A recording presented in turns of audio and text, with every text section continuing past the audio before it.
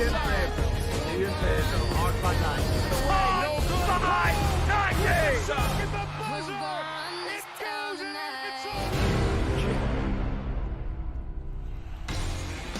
Now, entering Natty State Studio, the sports media palace of Mid-America, the Wolf of Center Street, here's your host, John Nabors. And welcome into the John Nabors Show here live from Natty State Sports Studios. Appreciate everybody listening and watching in on this beautiful day here in the great state of Arkansas. I am your host, John Nabors, and thank you for making us a part of your afternoon. This afternoon, as it is a Monday, so plenty of things to react to that happened over the sports weekend, especially from the Razorback side of things, too. A lot of things to dive in, but we'll talk a little NFL because the Super Bowls have been officially set. Former Razorbacks that are going to be involved there, as well as look at what's going on in college basketball, and also give some updates to the Razorback baseball team, as Andrew Ellis is there currently going to give some, I'm sure, really astute observations from what you can take away inside of a Razorback baseball scrimmage. So we'll do that later in the show, but as we know, there's a lot of things happening in the Razorback sports landscape, especially when it comes to the Razorback basketball team.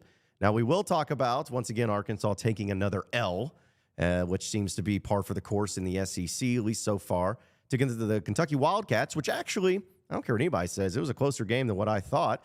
Arkansas played a better game than what I thought, but as much as there is to take away from that game, it's really not the story, or at least the headline that people are wanting to talk about right now. It's Devo Davis, the Razorback guard, who, of course, has been a part of this Razorback basketball program for the past 4 years. And being this fourth season of his senior year, he's expected to have another big year and be a leader for this team. But as for those of you who, of course, were watching the game and even listened to our live stream or watched our live stream, we all know that Devo Davis is no longer with the team. He has officially left the Razorback basketball program. Now, there's no new statements that's been made from Eric Muselman or the university, and honestly, probably won't have anything, at least here today. It'd be nice just to have for the sake of knowing. But it was quite the strange thing. It was a strange set of circumstances that really played out, because to kind of walk you through the timeline before we welcome in Scotty Bordelin and Curtis Wilkerson here to give their thoughts and opinions, it looked as though Devo was just as part of the team as ever. You know, on Friday, he was at a local elementary school here in Fayetteville giving back, and social media posts were going around. There was no indication or anything as far as from the social media presence of Devo Davis that he was no longer with the program or with the team at all. And then late Friday night, a lot of people started hearing some rumors, some speculation that Devo may not be playing against Kentucky.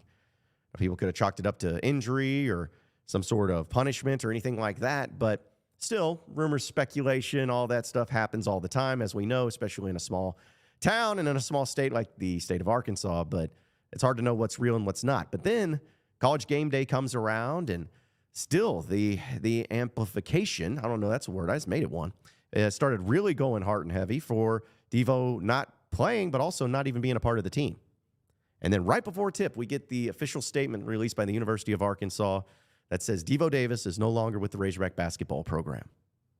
Now, I'll say just for my opinion, when I saw that, it was a pretty big shock to me, because even though there had been some rumors and speculation, to see Devo, who has been a part of this program for so long, has been a mainstay for the program, to leave the program once again, which he technically left the program a year ago, to see it happen again was pretty disappointing, pretty shocking, and pretty surprising for all intents and purposes.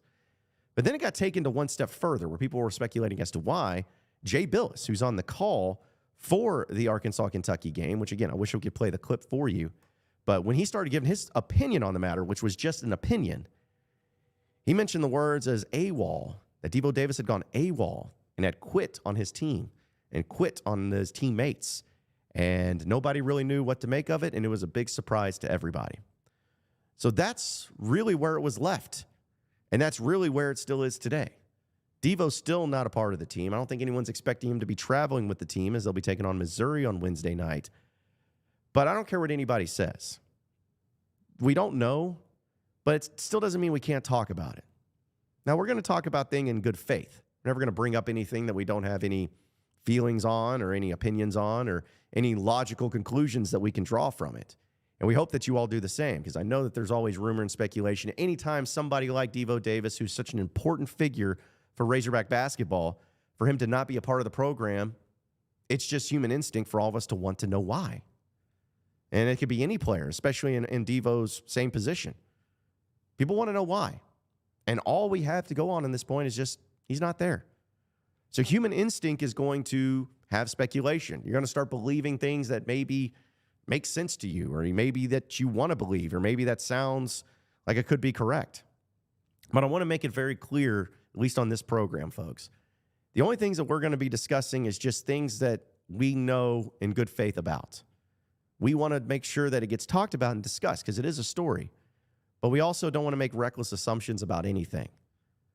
Because at least how I feel about it, this could be deeper than just something that's going on the basketball team and being basketball related. Devo's been an in-state kid that's been a great addition and a huge part of this great era of Razorback basketball over the past few years. And he demands and absolutely deserves the respect of Razorback fans because of that fact. But he also deserves his privacy, too, for whatever may be going on in his life, that we hope that everything is going well for him and that he'll be able to come out on the other side better from it. We do know he's healthy. We do know his state from that is that he is fine. And it's nothing like he's gone missing or anything like that. But we want to make it clear that anything that we discuss today is something that we just believe, that we have logical belief or logical reason to believe into it, and that we won't want to make any reckless assumptions or dive into anything that may be harmful to Devo, to Devo's family, or to anybody in the Razorback basketball program. So we want to make that clear, but we still need to discuss it. We still need to talk about it. So let's go ahead and welcome in the guys themselves. It is Scotty Bordwin as well as Curtis Wilkerson of Natty State Sports, doing a great job as always. So guys, how we feeling on this Monday? Getting back in third week, right? Third week of Natty State Sports. So we're going strong right now. Yeah, I'd say we're going strong. It was kind of crazy looking at the calendar today and seeing we've only been doing this for a couple weeks. I mean, it feels like months, but in a good way. You know, I was going to say, like make sure it's a good way. You know, like yeah. we've gotten a lot done and we've learned a lot. And I don't know, I just feel like I've been here longer than 2 weeks. I think it's a good thing. Way. Settling in a little bit, yeah, you know? For sure. Yeah, you know, with the Devo stuff, it's troubling. You know, there's been some history there. You worry about, you know, Devo. You worry about anybody when there's circumstances like this going on. So it is good to hear, you know, at least it sounds like he's doing well. He's okay, you know, from that standpoint.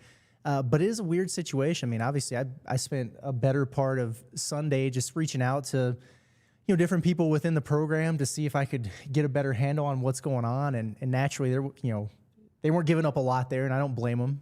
It's just one of those situations where I don't think we're going to get a whole lot of detail, at least from, you know, people who are really, really close to the situation. But, you know, I wonder if Jay Billis, I mean, he knows what he's doing. And so I just don't feel like he would have said some of the things that he said. And I know he wasn't necessarily reporting anything, but he wouldn't have made the comments that he made if he didn't have a pretty good idea of what that situation is looking like. So, yeah, like some of the things I would like to know is, you know, was Devo at practice on Friday? Was he at the shoot around before the game Saturday? Like, did the coaches know he wasn't going to be there? Did they communicate that to him? Was it Devo's decision? Was it a coaching staff decision? Was it mutual? Like, there's just a lot of dots, I think, you know, yet to be connected, and I don't know if that's going to happen. And quite honestly, I don't know if we're going to see him again in a Razorback uniform. Yeah, this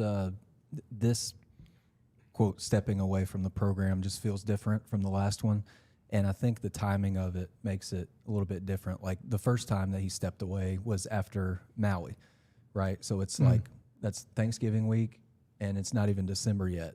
You're about to get this one is coming, you know, right before February hits. Will he come back? I mean, I just don't know that the timing makes sense. We don't know if Arkansas would have him back. We don't know if Devo wants to go back. But like Curtis, I reached out to somebody yesterday who knows Devo, just said, hey, just genuinely curious if he's okay. Like I've always really enjoyed my time talking with him. He's been at SEC Media Days, you know, the last 2 years, traveled, you know, covered his games.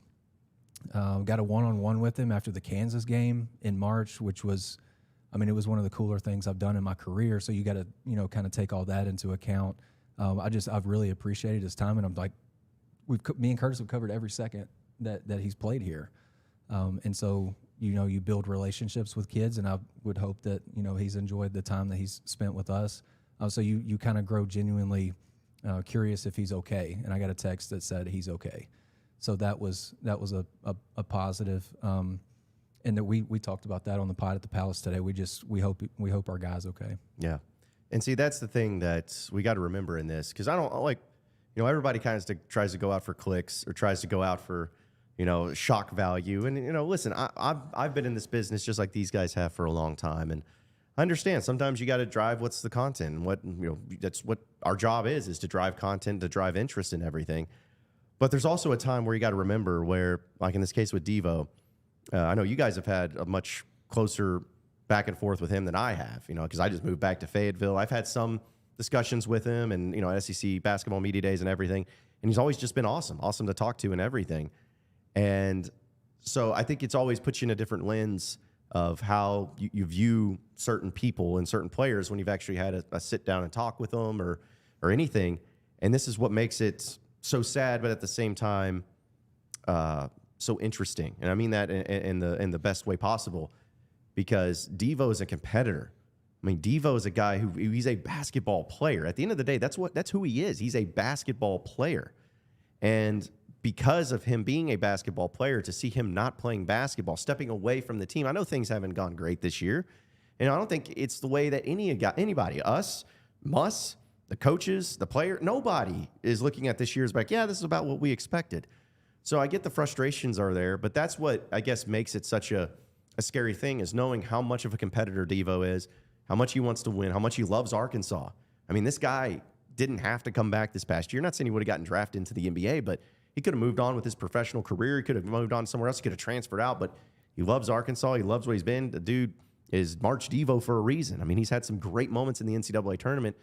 So I guess to me, that's what's made this so, I even hate to use the term scary because maybe it's a little bit over the top, but at least so alarming that a guy who is basketball, for him to step away from basketball, it has to be something serious enough, or at least be impacting him enough for him to step away from who he is, which is a basketball player. Yeah, I'm not going to steal Scotty's thunder here, but I am going to tee him up because I thought he made a really good point on the pod earlier this morning, just about kind of who Devo is and his personality as a player, which has just been he's just different and he's unique in so many ways. And one of the things you mentioned today that I think the people would appreciate you touching on is just how we've seen in the past that he's, kind of lost that joy of playing. And then when he finds it, he's just a completely different player. And this year's felt different. It has. And, when he was emerging as a freshman, I did a one-on-one Zoom with him. And, I've got one tattoo, but I'm a big tattoo guy. Like, yeah. I just love, talking to guys about their tattoos and stuff. Because I think they all, unless you got it because you lost a bet. There's typically a story behind it, which there is. I mean, I guess you can have stories behind tats on lost bets too. But just to getting to know him as a person, I think was illuminating. Maybe when he was a freshman, because there was no hotter topic that year that he was a freshman, and the in-state kid is emerging, and I did that before, he hit the. Before he started having all of his NCAA tournament success. And, another year goes by, he wasn't the same guy his sophomore year as he was as a freshman when he was breaking out. Junior year, there were some moments where just kind of like, man, he's even feels like farther away from what he was when he was coming out as a freshman, as like a big-time contributor.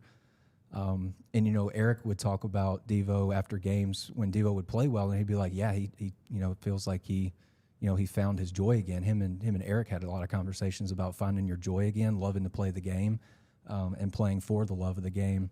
And it just feels like over time he's kind of hardened a little bit, whether it's, pushing the Northern Iowa guy out of bounds, techs, flagrant ones. I don't know.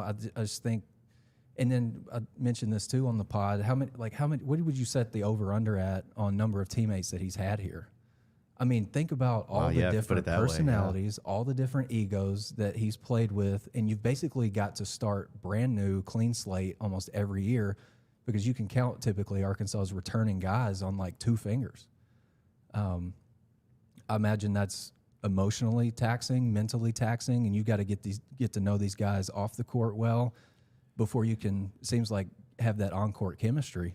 And then the on-court chemistry and the basketball side of things is it's a completely different deal. You might click with somebody off the court, but it might just, you might not compliment each other on the court, and that, you can struggle with that, I guess. I kind of think he's hardened over the years, and it sucks to say that. And when I first had that thought, I was like, God, that sucks, because he was the kid as a freshman in the bubble in Indy. He was wearing shades inside so the haters couldn't see him. And he was sharing bags of candy in the locker room. Justin Smith told me that story when I was putting that piece together when Devo was a freshman. Justin Smith had been around the block at the time when they were teammates, and Justin Smith's like, yeah, this kid's a character. Like, I've never been around anybody like him. And Justin Smith was in his final year that year, played with a lot of guys. So, yeah, Devo's he's unique, and he's been Arkansas basketball for 4 years, been the staple, of these runs that Eric's led this team on. Devo's been right there. You mentioned just the number of teammates, that he's gone through over the course of 4 years. And, we've obviously seen a lot of comments and heard a lot about, what's going on in the locker room. Like, is there drama within the team? Well, like, yeah, I mean, I think it's a pretty fair assumption. I don't know specifics, but I think there's probably some issues with this team. I mean, that's pretty obvious with the way that they've played. And I don't know how much of it involves Devo or, like whatever, but yeah, I mean, there's certainly been some chemistry issues with this group for whatever reason that goes beyond just playing on the floor. I think that's obvious, but I did like to see yesterday, kind of the outpouring of support on social media from several guys, many guys on the team, at least most of them who I, follow on Instagram or whatever, were just posting messages of support or, pictures of them with Devo or whatever. And so that's good to see because, you think about some of the accusations or whatever, or the thought that maybe he went AWOL or he quit on his teammates, or, whatever the case may be. But if that were the case, like would as many of these guys have, put out those messages of support, or they just be like, hey, man, forget this guy. Like he quit on us. You know what I mean? So that seems kind of telling to me. And I was happy to see it. I just don't know what it means. I have no idea, honestly, what the future holds, in terms of Devo and Arkansas basketball. I just don't know. Yeah, one of those social media posts I saw from, I think it was like an Instagram story from Jeremiah Davenport. Like, JD's been here, since May, late May, I guess. And I would guess that him and Devo are tighter. He grew to, have a bond with JD and, or with Devo in a short amount of time. And he, showed him some love. I mean, those guys they've been together for the last, 7 or 8 months now with each other almost every single day. So, when one of your guys leaves, like if you got up and if you were gone for however long, like you left and I didn't know if you were coming back or not, like I'd be pretty tore up too. Yeah. Yeah. And that's another thing too, where maybe it's not that we forget about it, but I've always felt like when it comes to certain players, and I'm not trying to compare circumstances, I'm comparing it to a player leaving. But I think back to Traylon Burks. When Traylon Burks decided to opt out of the bowl game and go on to the NFL, fans, not all of them, but some of them had a negative reaction to that. It's like, hey, quitting on your team in the middle of this, you got a reward for a bowl game at the end of the season. That should be something you all should strive to be. But my whole feeling on it is, if his teammates were okay with it, if his coaches were okay with it, then I'm okay with it.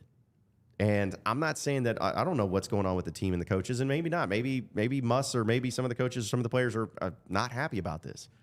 But as you mentioned, some of the ongoing support and everything from current teammates and former teammates, I'm not saying that you just got to be okay with it and move on, but I do believe that shows, hey, whatever's going on with Devo and wherever he's leaving is having at least a reaction from some of his teammates where they're like, hey, we get it. We wish you nothing but the best. And I think that speaks volumes too.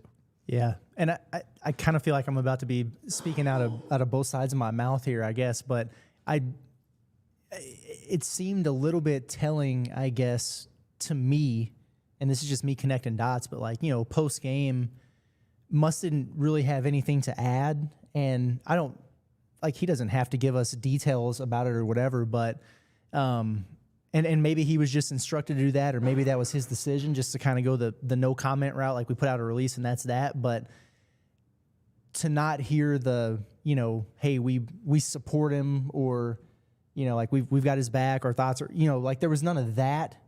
And I feel like there was last time. I could be wrong, but I don't know if maybe I'm reading too much into it, or maybe if that could be telling in regards to, whether or not they expect him back. Didn't Eric say something along those lines the first time that he I stepped thought away? so. I feel like it's like he's got our full support. And we wish the best for. I'm Devo almost certain that was the case, Yeah, and we certainly feel didn't like get I that this time. remember And I'm not throwing Yeah. shade at Muss for that, but Right. it's just something I noticed, and so Yeah. I wonder if that's telling The of comment was, the "I'm going to situation. stick to Mike's thing. Thanks." Yeah, exactly. I think we might have the clip, but yeah, it was.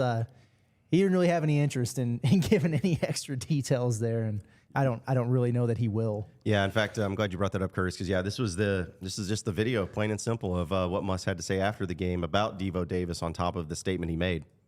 Clear up the situation surrounding Devo and just I kind of think, discuss did what Mike happened. give a release?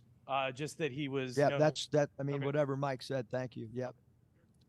Evo stepped away. Does that mean he's left the team permanently? I'm Does just that mean going he's to left stick the with. team? I'm just going to stick with Mike's thing. Thank you, Bob. I mean, is the door open for him to come back? I'm just going to stick with Mike's thing. I appreciate the job you got, and that's that's what it is. Okay. So, I mean, you can't ever say that Arkansas media doesn't ask those tough questions. Right. Because, I mean, they were asking Muss, and everyone was trying to know. But, Muss is, I'm sure he's aware of the situation. I mean, I'm not saying he was aware that Devo, maybe he didn't know that Devo was not going to show up. Again, we don't know the details. It's just as far as when you're putting two and two together, if that's the statement he wanted to put out, that's where they're leaving it. And I'm not surprised or not saying that, like, oh, Muss is misdirection. It's like, no, he's handling it the way it should be handled, where he's like, that's our statement. Until Devo's ready, until we're ready to whatever, that's the statement. Leaving it at that. That's how it is. Yeah, and we it wasn't a surprise to anybody that was in the arena.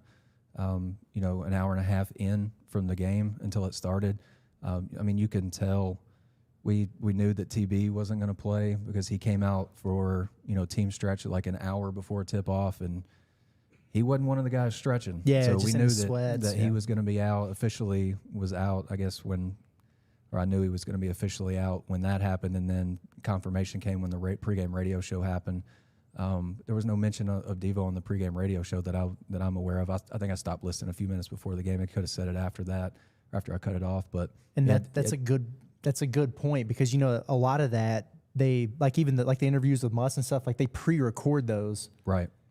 And so maybe there was just nothing to be said at that time. And I'm thinking out, like I'm having organic thoughts here, so I'm thinking out loud. But like, with college game day on campus and everything surrounding that, like I just feel like, had they known, wouldn't they have gotten out ahead of that a little bit differently? Like, how anytime there's a game on ESPN, like they'll jump to the screen and be like, oh, tip off in 20 minutes or whatever, and then it'll be like, Arkansas Devo Davis not expected to play tonight or whatever. But it was literally, if I saw correctly, like breaking, Devo Davis steps away from the team, like right as the broadcast kind of started. So No, we got that email like 10 minutes. Had they before. known, wouldn't they have That's been a more great point. strategic? You know what I mean? Yeah. No, that's a great point, because and I think that's where a lot of this, I don't even want to call it speculation, but just putting two and two together. Yeah. That's where a lot of it comes from, where, they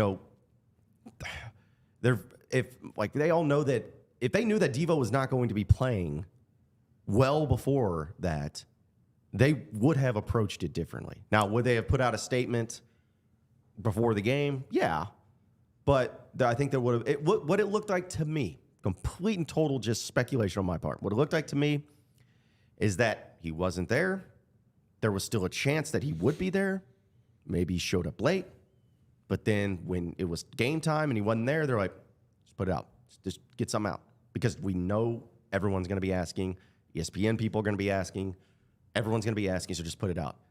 It just gave the vibes that they were still like just waiting for Devo to arrive, but there may have still been that door open to where he could have possibly still showed up for the game, played, maybe not even play, but just be on the bench. Like something would have happened or some could have been put together, but when he was just a no-show, not even there, it's like, hey, just put it out there. He's not with the program.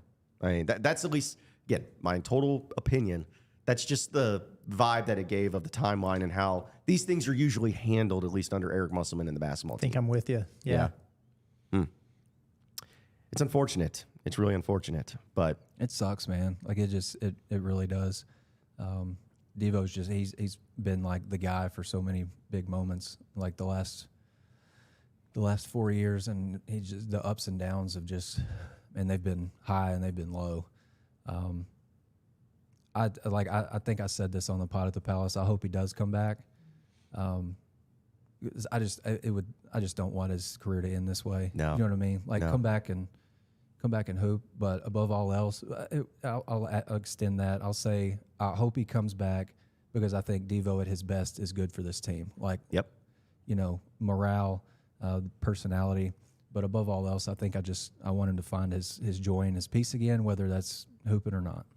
Yeah. And also want to throw in something else too, real quick. That again, I wish I could play the video, but let's not forget that this was less than a year ago when Arkansas beat Kansas in the NCAA tournament, go to the Sweet 16. CBS was interviewing Muss right after the game ended, and he was all fired up and excited. And Devo's the first one to go over there because he was the player of the game. The first one to go over there, and then they just hug and embrace each other. And then, Devo says how much he loves him, and then Muss is like, I love this kid, and then Devo gets so emotional.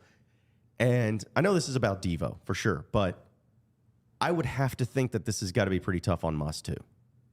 Because there is a special friendship, relationship, coach to player connection there that you really see and you saw in that moment. And you saw after that game, I mean, yeah, it's easier to be all high and mighty when things are going good, but I just don't think Muss and Devo is like seeing that at the end of the Kansas game and seeing that embrace and seeing that reaction. There was nothing fake about that. There was nothing forced by that. I think there was a genuine appreciation and respect for one another. And, you guys brought up how much Devo has been a part of this program and how he's basically been here since Muss has been here, essentially.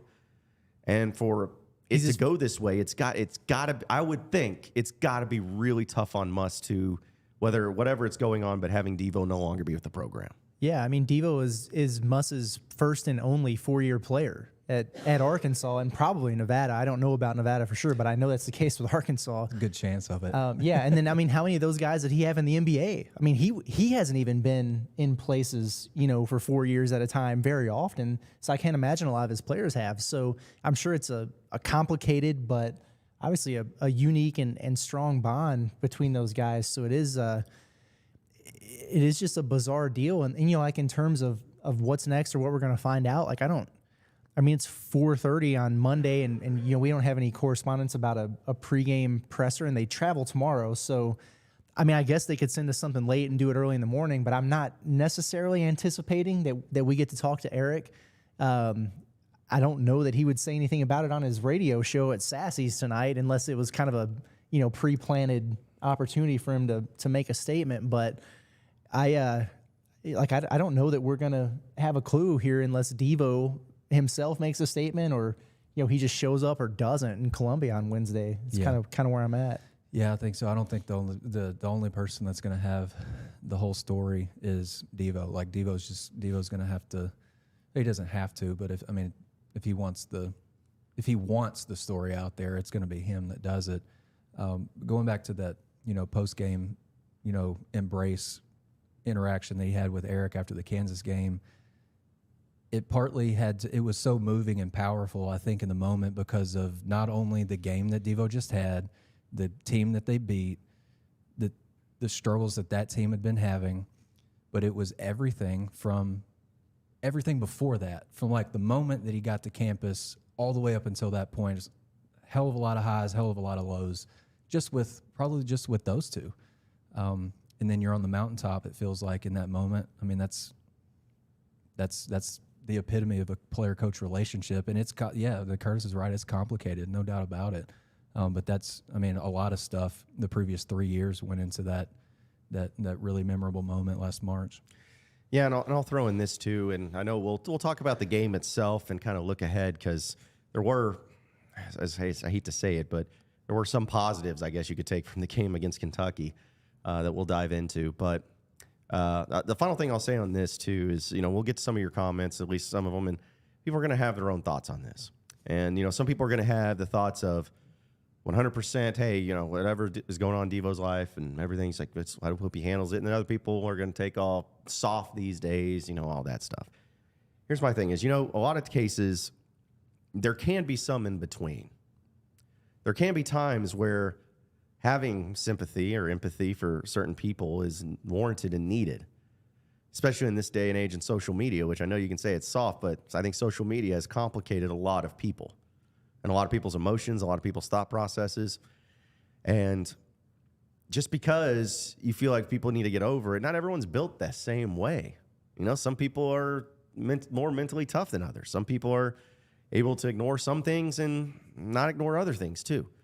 Like there's just a lot of different ways to approach it. But when it comes to this particular case in Devo, I think the approach, until we know something, until we know for a fact of what's going on or anything, the approach is just really needs to be about, let's just hope whatever Devo is going through, let's hope that he comes out better from it in the end. Let's hope that it's something to where, if it's rejoining the team, if it's coming back on the team, which I don't think any of us at this point in time feel confident about that, but if it's him coming back onto the team, if it's him just, finding whatever it is that he needs or finding the help that he needs or whatever it is, whatever's going on, I think everybody just wants to and needs to know and understand that this needs to be about Devo. It needs to be about Devo being better and getting better. So regardless of what it is and what the reasoning is, just since we don't know for anything, at least at this point in time, I think the hope and I think everybody's feeling just needs to be like, let's just hope Devo gets better.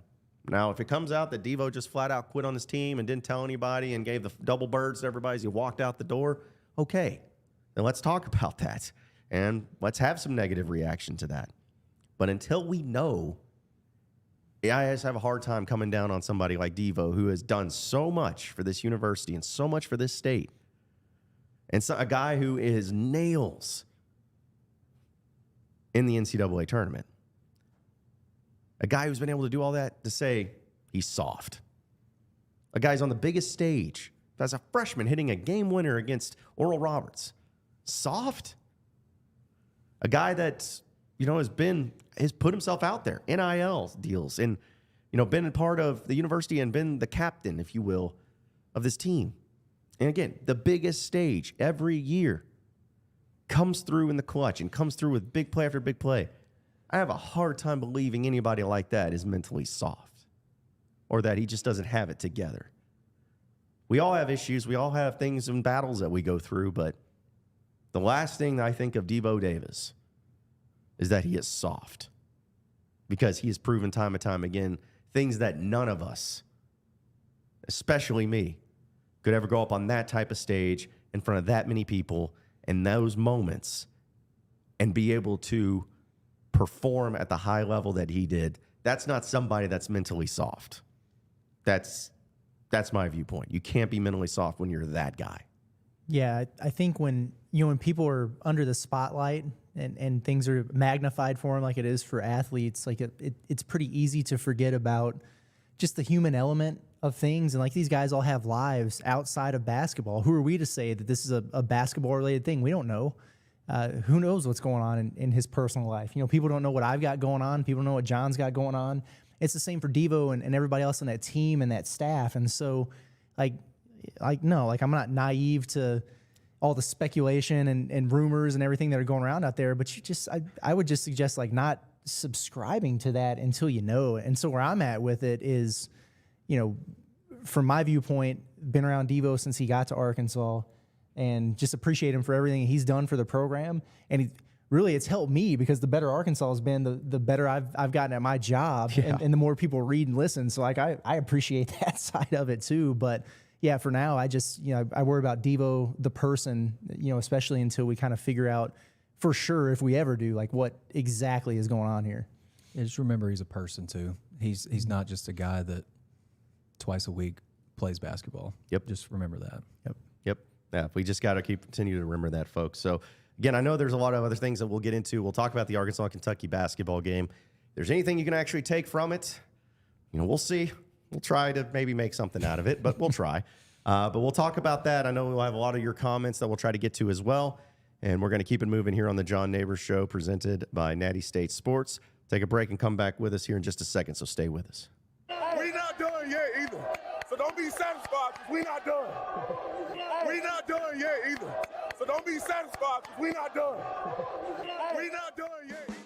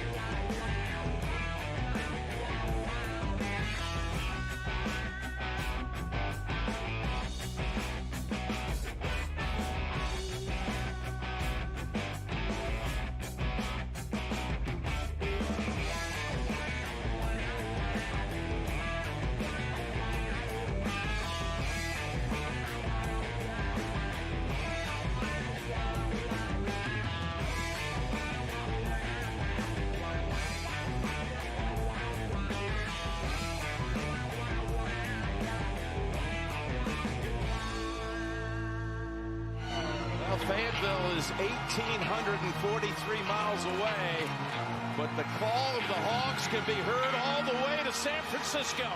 Let's stick my dick in the mashed potatoes. Go Hogs. Powered by Arkansas, for Arkansas. Every time you put a mic in my face, I'm going to say Arkansas.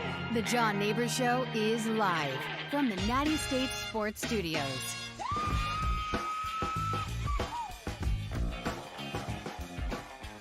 Welcome back into the John Nabors Show here live from Natty State Sports Studios. Appreciate everybody listening in on this beautiful day here in the great state of Arkansas. As we got a lot more things to dive into. Of course, I am your host, John Nabors. You got Curtis Wilkerson and Scotty Bordelin joining us as well here live. As I know Andrew Ellis will actually be joining us later to talk more about some baseball stuff because he's at the scrimmage right now. So looking forward to getting some updates and recaps on those too. Guys, you were at the game, Arkansas-Kentucky. So Arkansas still lost, but it was better than maybe what we thought. 63-57 was the final score. Arkansas actually led in this game, had a potential chance to close out, but could not. Maybe some better performances, but overall just, and I hate to put it this way, but it's like, can you really like take maybe something positive from it? Like, hey, maybe this is why the team's actually not going to make the NCAA tournament, but maybe turn it around a little bit. Like, can you do something from that right now?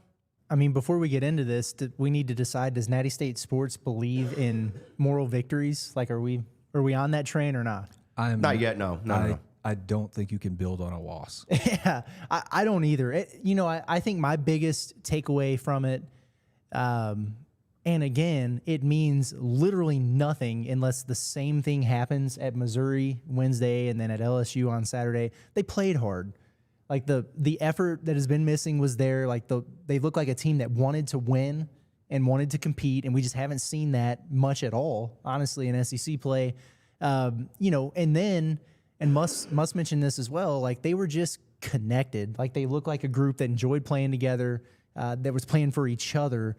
And it seems silly, but, like when you've gotten to the funk that Arkansas has been in, like those things are missing. And so when they're there, I feel like it can make a lot of difference, even when, frankly, they still didn't play that well. No. I mean, they just played hard. I mean, the offense was a complete mess, and it continues to be just it's a disaster, man. It's ugly. I know you have a great stat for that, I think, to share here momentarily, but and defensively, they one of the biggest keys, again, something you wrote about, was like staying attached to those shooters. They didn't do that. Kentucky's 9 of 20 from 3. But the effort and the toughness and the grit that they showed allowed them to really, I think, contain Kentucky around the rim and forced a few turnovers. And it was enough there to keep them in the game, for a majority of the night. I'm not optimistic that, that performance will carry over. I'm not like, there are certain aspects of that performance that you would like to carry over. Mm-hmm. Obviously, I think the way that they, attacked the ball on misses on the defensive end was good. He had 3 guys had at least 7 defensive boards. Yeah. Mekhi Mitchell was really good on the glass. Like the most encouraging thing for me that came out of that game was Mekhi. Like he scored 12 points. He was 8 of 10 at the line, which I don't know if he's going to do that again or not. But it's good to see one of your front court guys, not named Jalen Graham, is it really seems like the guy who's most capable of scoring double figures in the front court right now is Jalen Graham, which is didn't expect that coming into the season. But Mekhi Mitchell led you in scoring the other day, led you in rebounding the other day, which was good. He got on the offensive glass. I think he had 4. He grabbed 4 misses, and then he blocked 4 shots. So that was Arkansas's front court. With TB not producing like we expected, has been, I don't know, it's been kind of flat most nights. They just kind of wander aimlessly, but you got, decent minutes from JG the other day. Love that they played dunked on by Froggy Fresh after his oop from L. Ellis. That was great. And then Mekhi just, he played, like Eric said, his best game since he's been here. Something about, I guess, him playing Kentucky or just getting up for big home crowds or whatever, but he was really good. That's what I took from that game most. Yeah, no, from a positive perspective. Now, yeah, well, the other way around, like guard Antonio Reeves and Reed Shepherd, please. Yeah, next time you play him. That would have been neat. Yeah, I feel like Reeves is probably gonna have. I mean, I don't know. Maybe I'd like to know who's got the highest point total of a single player, opposing player, in a 2-game span in Bud Walton history, because he's got to at least be flirting with it. 37 last year. What, he ended up with 24, I believe.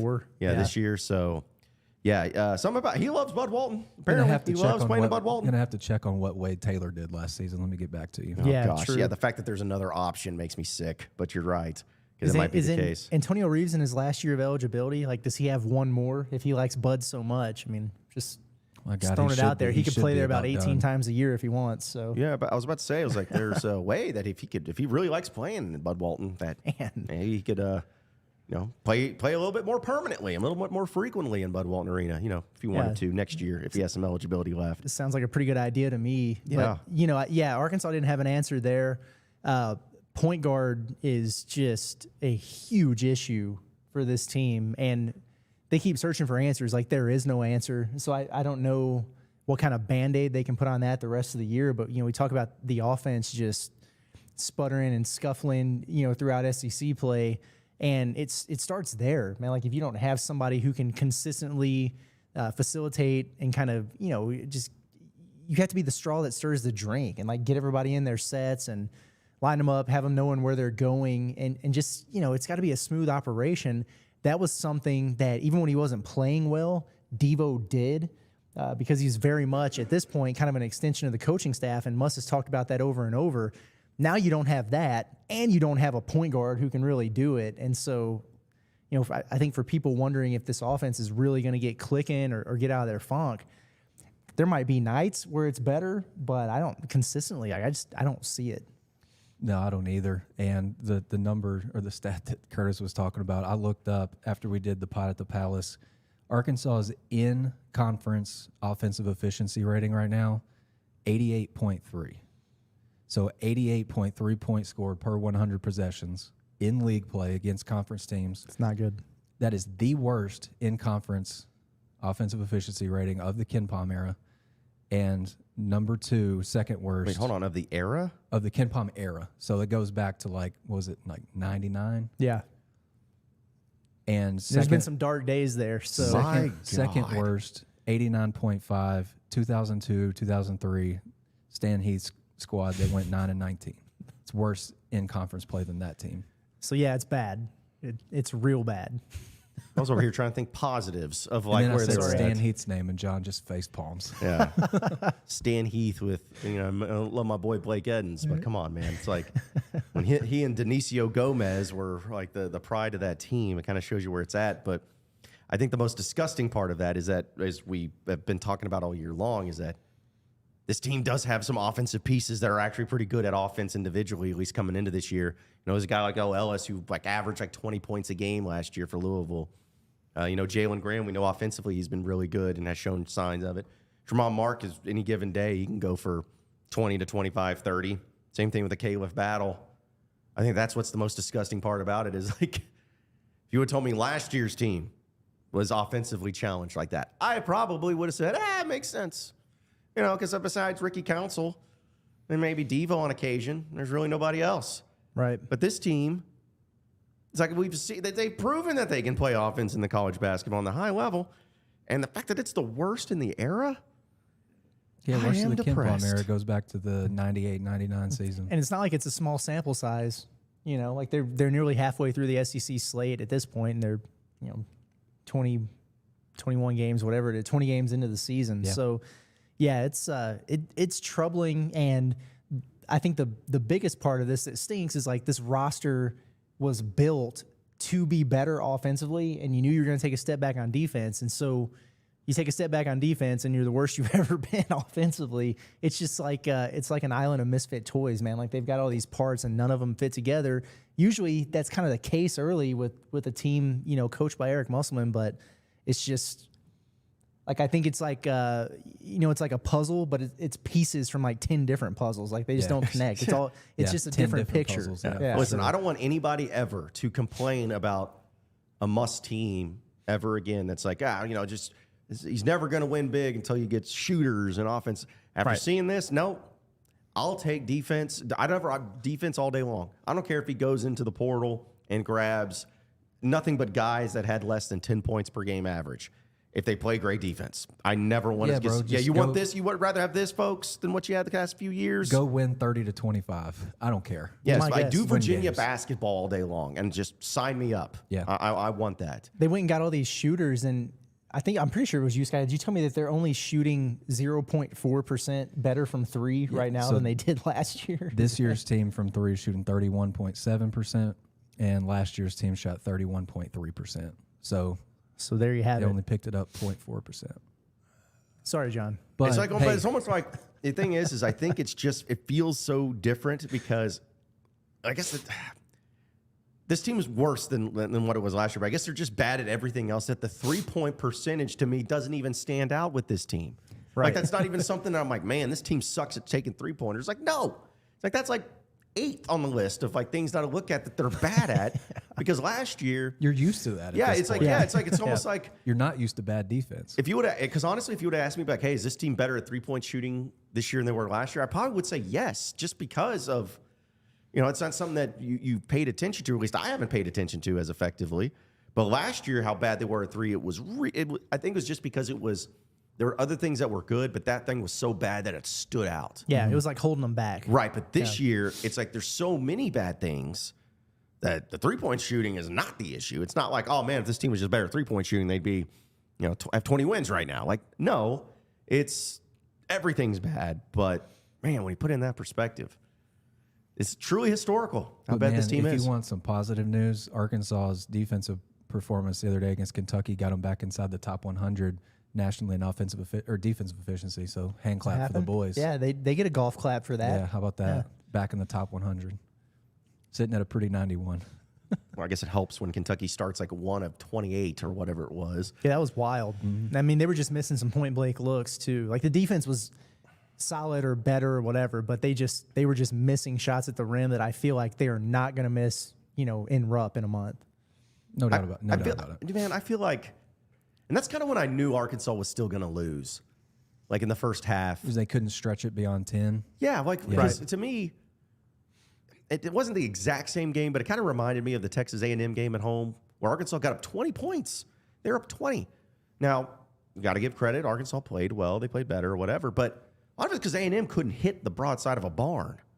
And so you built the lead, and you needed every one of those points because you needed a buzzer beater to even win the dadgum game. And when Arkansas had Kentucky, I think the most they were up in the first half was by 10 points, something like that. 18-8. Yeah, something to that extent. But then really when it got down to it and Kentucky was 1 of 20 or whatever it was, and you only had a 7-point lead, I'm like, nope. Kentucky's way too good of a team to where they're going to keep shooting that poorly.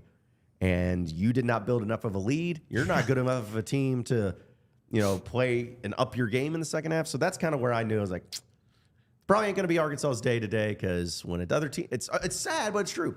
The other team has to suck, and Arkansas just has to not suck to build enough of a lead to where if they suck inevitably in the second half, they're not going to still lose the game. That's essentially the recipe for this team, and they're winning in the conference. It was a pretty safe bet. I think that Kentucky would at least start making a higher percentage of its shots, but you can't say that all about Arkansas. Like, they're shooting 35% or whatever in the first half, and you're like, well, that's probably about right. That's sustainable. Yeah. So, yeah, exactly. So the difference in the first half and the second half was Arkansas did a really good job, I thought, running Kentucky's shooters off the line, forcing them to put the ball on the floor inside the arc. And did Arkansas get away with Kentucky missing some chippies? Of course they did. But second half, they didn't even run them off the line because they weren't close to them. They got lost. Yeah. Like, they just completely got lost, and that's why they gave up 7 of 11 in the second half. And then Kentucky was like 5 of 6 from deep in the last 7.5 minutes of the game. That's not winning basketball, especially when you can't match it at the other end at all. 1 point game with 3 minutes left. Mm-hmm. You know, like they had every opportunity to get it done there, and then just it's almost like this team has forgotten how to win. Even though they beat Texas A&M a week ago or whatever, like, they kind of forgot how to win in that game. They got a nice shot there at the very end, but when you have those opportunities, like, that's where you have to execute.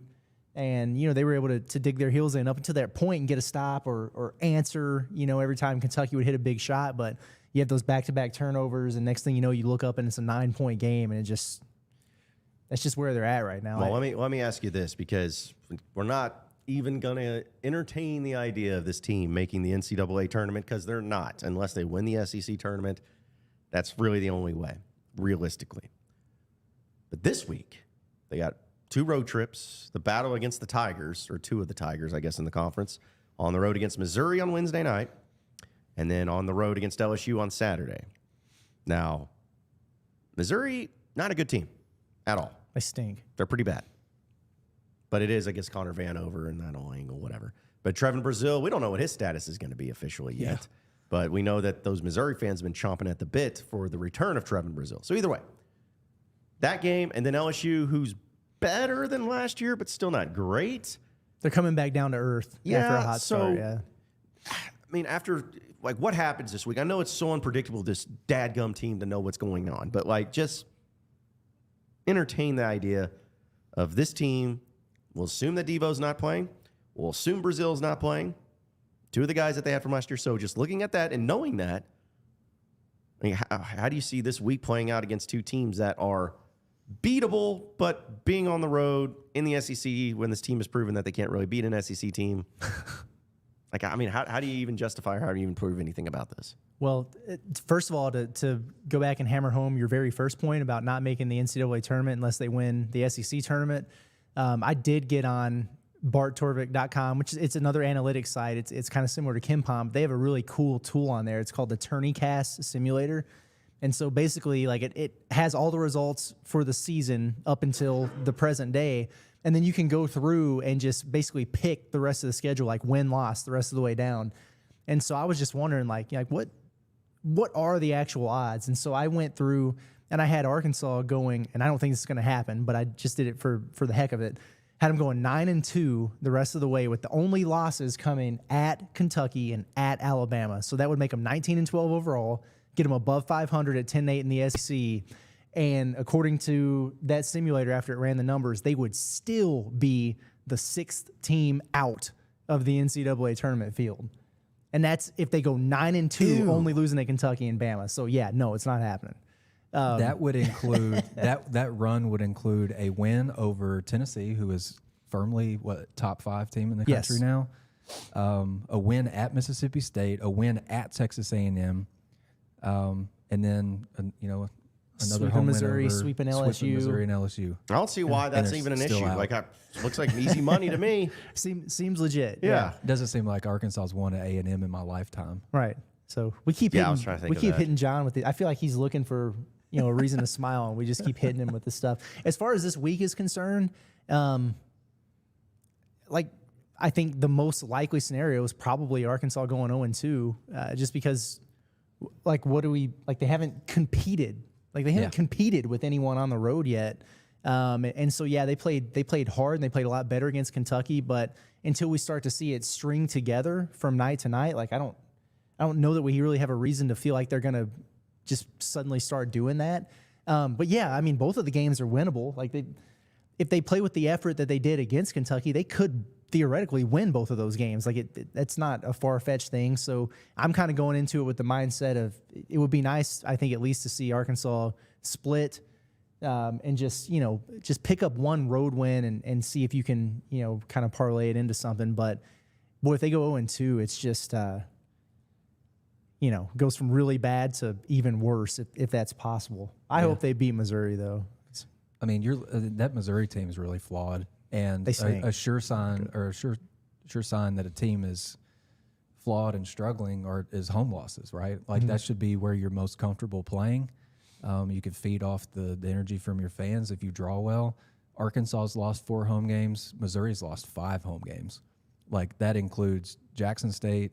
No shame in losing to Memphis at home, but in league play they've already lost to Georgia at home, South Carolina at home.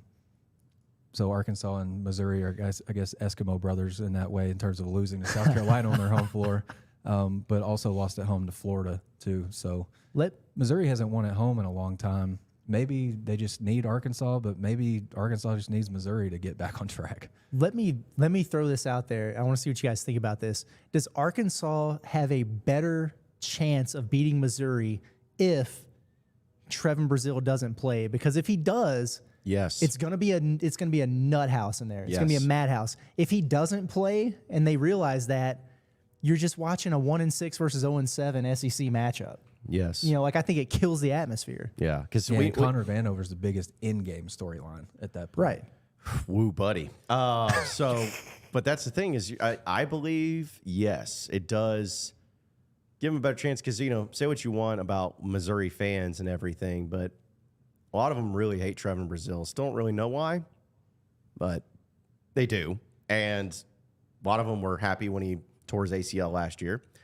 And a lot of them have been circling this game for a long time. And they even during the offseason still talked about Trevin Brazile. So they got an obsession with Trevin Brazile. And when you have a program or a fan base that's obsessed with one particular player as much as Missouri is with Trevin Brazile, their anger and their hatred is going to develop and evolve into an energy that's going to be inside that arena, which can only fuel the Missouri Tigers. Now, if Arkansas was a better basketball team, I'd actually like their chances of still going in there because Missouri's so bad. But since Arkansas is so bad, I mean, I just feel like, hey, well, don't give Missouri any advantage already, whether it's energy or whatnot. Just maybe Brazile sits this one out again. And then, because you don't need to have fuel to the fire, you need to have all the focus, not on the energy going against Brazile, but on the team itself trying to get back on the winning track. Well, I feel like if we are able to identify for sure that Brazile is going to play, maybe tomorrow or even early Wednesday, then the only answer is for Natty State Sports to take a road trip up there, because the only person that could take the heat off of Trevin Brazile with Missouri fans is John Nabors. That's the only way that we'd be able to get that done. So it's something to consider. We'll see if we can get some insider info, but you might have to walk in that building, just to save the Razorbacks. I'm not trying to put too much on your shoulders, but Well, I'd hate to see what they would think if I tore my ACL, because the type of remarks I would get, I'm sure for them would be no. But I really do think if TB doesn't play, but he still travels, John being there is the only thing that could keep the heat off of him. Yeah. It's we had that conversation earlier. If TB doesn't play, does he just stay here and not travel? I don't know. He did travel last year, right? Even though he was hurt. He did. Yeah. So would you even take him to that game? I don't know. It's an interesting thought. And the other thing that we were talking about earlier this morning is let's say, and again, I don't know what knee soreness means, and so that's just kind of an arbitrary term. So I don't know. What is sore? A knee doesn't get sore, muscles get sore or whatever. So does he have some inflammation, or does he have a bruise that's bothering him? What's going on there? I don't know. But if he doesn't play Wednesday, like I would just go ahead and rule them out for the weekend too. This is Curtis's coach brain working here. Yeah, because then you've got that you've got that full week off where you can, then you ramp him up and get him ready for a home game against Georgia or whoever it is. So yeah, like if I don't see him out there Wednesday, I'm just assuming the rest of the week he's not going to play Saturday. And if what Muss said was he was not close and like he didn't do anything after they got back from Oxford, and that was, late Saturday, then, I mean, how close is he today? Like, is he going to be able to go out there and practice? And Eric's like, you're not going to be not close on Saturday, wake up Sunday and be like, ready to go. Oh, yeah, I'm good. Right. Yeah, all good. Yeah. You're not. And so you throw Saturday out and then it's today. Right? Yeah. Like, you got to start getting back. Like, if you're going to play, you got to start getting back into form. So I'd be pleasantly surprised if you played. Well, and also throw into the mix, too, that after this week, you have a bye week, essentially, where you don't have a midweek game. So you're talking about, first off, Arkansas is going to be away from Bud Walton for 2 weeks, which is kind of crazy if you think about that in basketball. Like, that usually doesn't happen. But not that it matters. They're still losing at home. But still, it's like you're going to have it to where if you have Brazil out, go ahead and hold him out the week. And then you got the whole next week to really rest him up. And then, I guess, home game against Georgia is that next one. And then a home game against Tennessee. Yeah. So that may be the time that you need to do it. But I don't know. I just really hope that Arkansas in general as an athletic department does not lose to Missouri in all the sports. It'd be cool if they could avoid that. I don't know if they play in baseball or not, but they do. But okay. Arkansas is going to beat them in baseball. They always do. Yeah. In due time. Basketball, for the most part, has been Arkansas beating them. But then they had that random game a few years ago where they won Bud Walton Arena, so it's like always there. But football, we know about that. But just I don't want to deal with anything else like that. Arkansas didn't have Justin Smith, right? That was the first game without Justin Smith. Yeah, that was the first game without Justin Smith, and it was the beginning of the end of Connor Vanover's career. It was, wasn't it? Doesn't Arkansas's baseball team have a couple Missouri transfers now? Are they just going to throw shade at those 2 of them from the outfield and everything. Did they even know that they have a baseball team there? I don't think so. Don't they play at like a city park or something? I mean, do they have a? I mean that sincerely. Like I'm not entirely sure that they have like a full on. I think it's just a stadium, if I remember correctly. Souped up kickball field. Yeah. I know whatever it is that apparently they can't get the camera angles right because if you watch a game that's live from there, I don't know where the guy where the cameraman is, but it ain't where it's supposed to be. Yeah. And I'll say that about Missouri in general. All of their even their football stadium, it's like where are y'all's cameras at?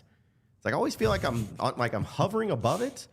Or like I feel like I'm watching so far away, but the camera zoomed in so much I can't see the action in the game. So I don't know, but I really hope that they just beat Missouri for many reasons. Is that asking so much? Like apparently. Come on, man. Yeah, but I don't know. One of these days, maybe I'll make a trip up to Missouri just to see, what's going on, what it's all about. I haven't been to Columbia since the final game of Chad Morris's first year. Don't particularly want to go back. Was that in Missouri? Or is that okay? End of his first year, yeah. It was bad. Oh, that was one that was like 38-0, right? It was. Yeah, it was really bad. The last time I was at Missouri was when they had the Porters, and it was Macon and Gafford and all those guys. Oh, and yeah. they kind of beat the hell out of Arkansas. Was Michael Porter Jr., was he playing that game, or was he looking at I can't remember if Michael Porter was. He might have been, but I know John Tay was the other one. I was going to say, if I remember correctly, I thought that was like the first game he came back was that Arkansas game. Yeah. Because he got hurt early in the season. I remember that. But going back to that also that year where you said the game against Missouri at home where Justin Smith was out. I don't know if you guys remember, but then Arkansas went on the road in Missouri, and that game went to overtime. Yeah. Mm-hmm. And luckily, it was 100% goaltending that they did when Jalen Tate went up for the basket, and they reviewed it because it was, and then Missouri turned it over. But that even, I think Quanzo Martin, I guess, was the coach then, but that was even a really tough game for Arkansas to win. So, but Mizzou was good that year. Yeah, they were. I think they made it to the tournament. Yeah, they definitely. I know they did definitely last year. did because they got bounced in the first round, but yeah, tournament team. Didn't Arkansas?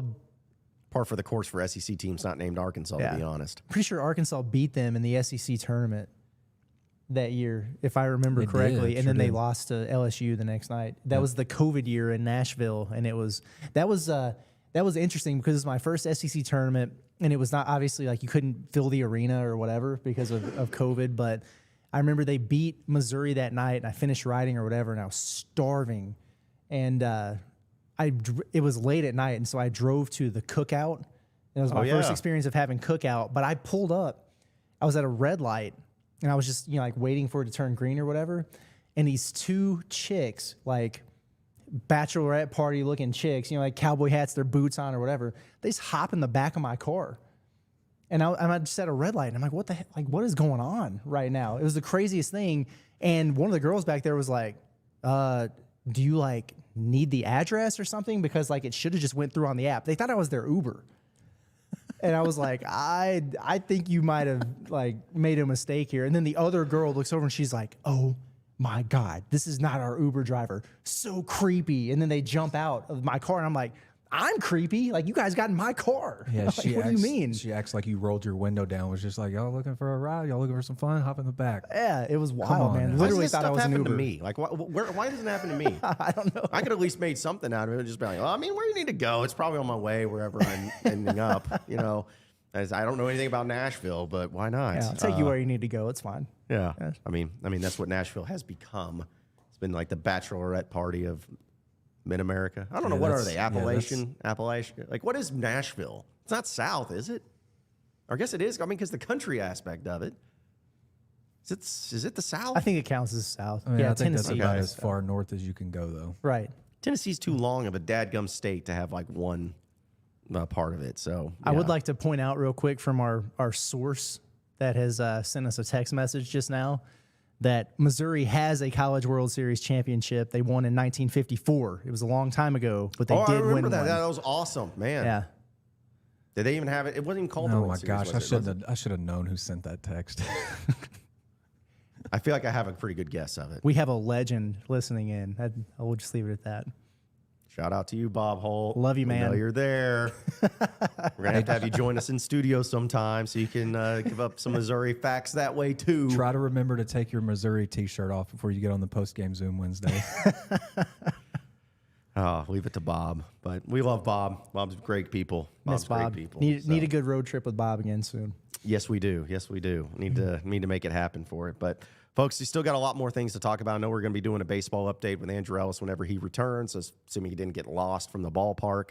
So we'll have some fun with that too. But before we get out of here and take a break, I want to tell everybody about Superior Contracting and Development, because we know that everybody who has your own house, especially when it comes to interior and exterior, you want to do remodeling. You want to switch it up a little bit. You want to do something a little bit different, but you don't know where to go. You don't know who to do it. Well, why not do it with somebody local like Superior Contracting and Development right there in Valonia? Now, just because they're located in Valonia doesn't mean they only serve the Central Arkansas area. They are statewide.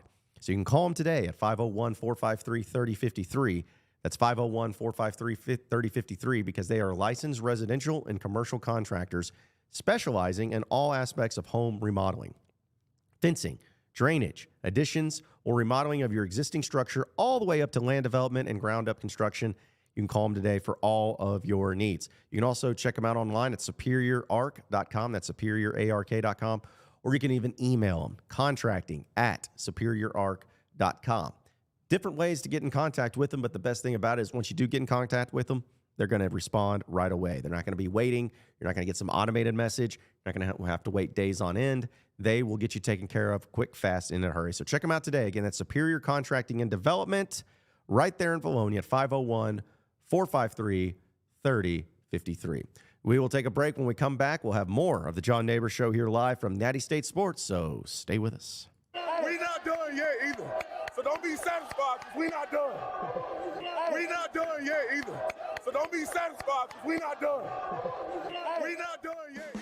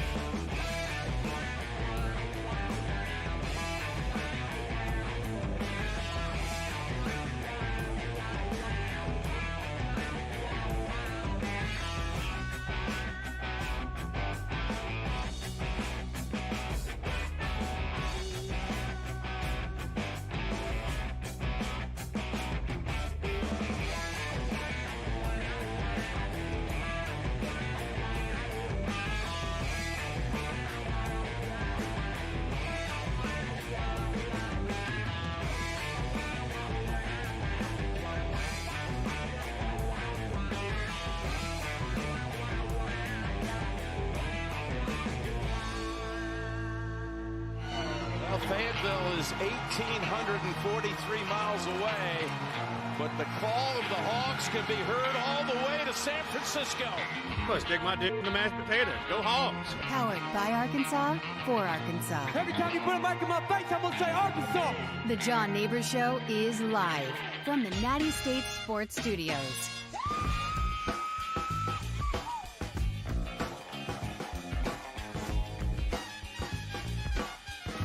Welcome back into the John Nabors Show here live from Natty State Sports Studios. Appreciate everybody listening in and watching in on this beautiful day here in the great state of Arkansas. I am your host, John Nabors. Also got, of course, Scotty Bordelin and Curtis Wilkerson joining us here in studio. We're also going to have Andrew Ellis joining us here at some point in time, which, we're going to talk some Razorback baseball because they had a scrimmage today. And I guess it only goes 5 innings. Right? Yeah, something like that. 5 or 6 usually. Yeah. Okay. So he'll have some. Can't spin up the arms yet. Yeah, no, you got. So they're called innings in baseball. There's not like quarters or dimes or just innings. There's innings. 9 of them in a real game. Yeah. Okay. Sometimes you only play like 8.5. I need to listen. Sometimes to the game ends Ellis's early. baseball pod when it comes out, the bombastic pod. That's Yes. Which by the way, that's where I will learn folks, about baseball. Yeah, we are big on the podcasting side of things too. So if you want to check it out, not only the pod at the Palace, which is great with Scotty Bordelin and Curtis Wilkerson, but also the Bombastic podcast will be happening here soon with Andrew Ellis. So, we'll be on the lookout for that, and I'm sure you guys will really enjoy all of that too. And if you want to hear about Sydney Sweeney or anything along those lines, the Natty State 6-pack with me and Andrew, highly recommended. Forget all the other podcasts. Listen to that one for all you Sydney Sweeney fans I out watched there. her Hot Ones twice today. I'm Hopefully- kidding, only once. Hopefully you didn't do anything. It's a hot wing eating thing, you animals. Relax. I'd say hopefully nothing Y'all happened know with what I'm anyone's. talking about. Y'all watch that too. Come on. It's like saying hopefully nobody was doing anything with their hot ones during that time. So let's see. A few comments that are coming in, which yes, we do answer questions and everything.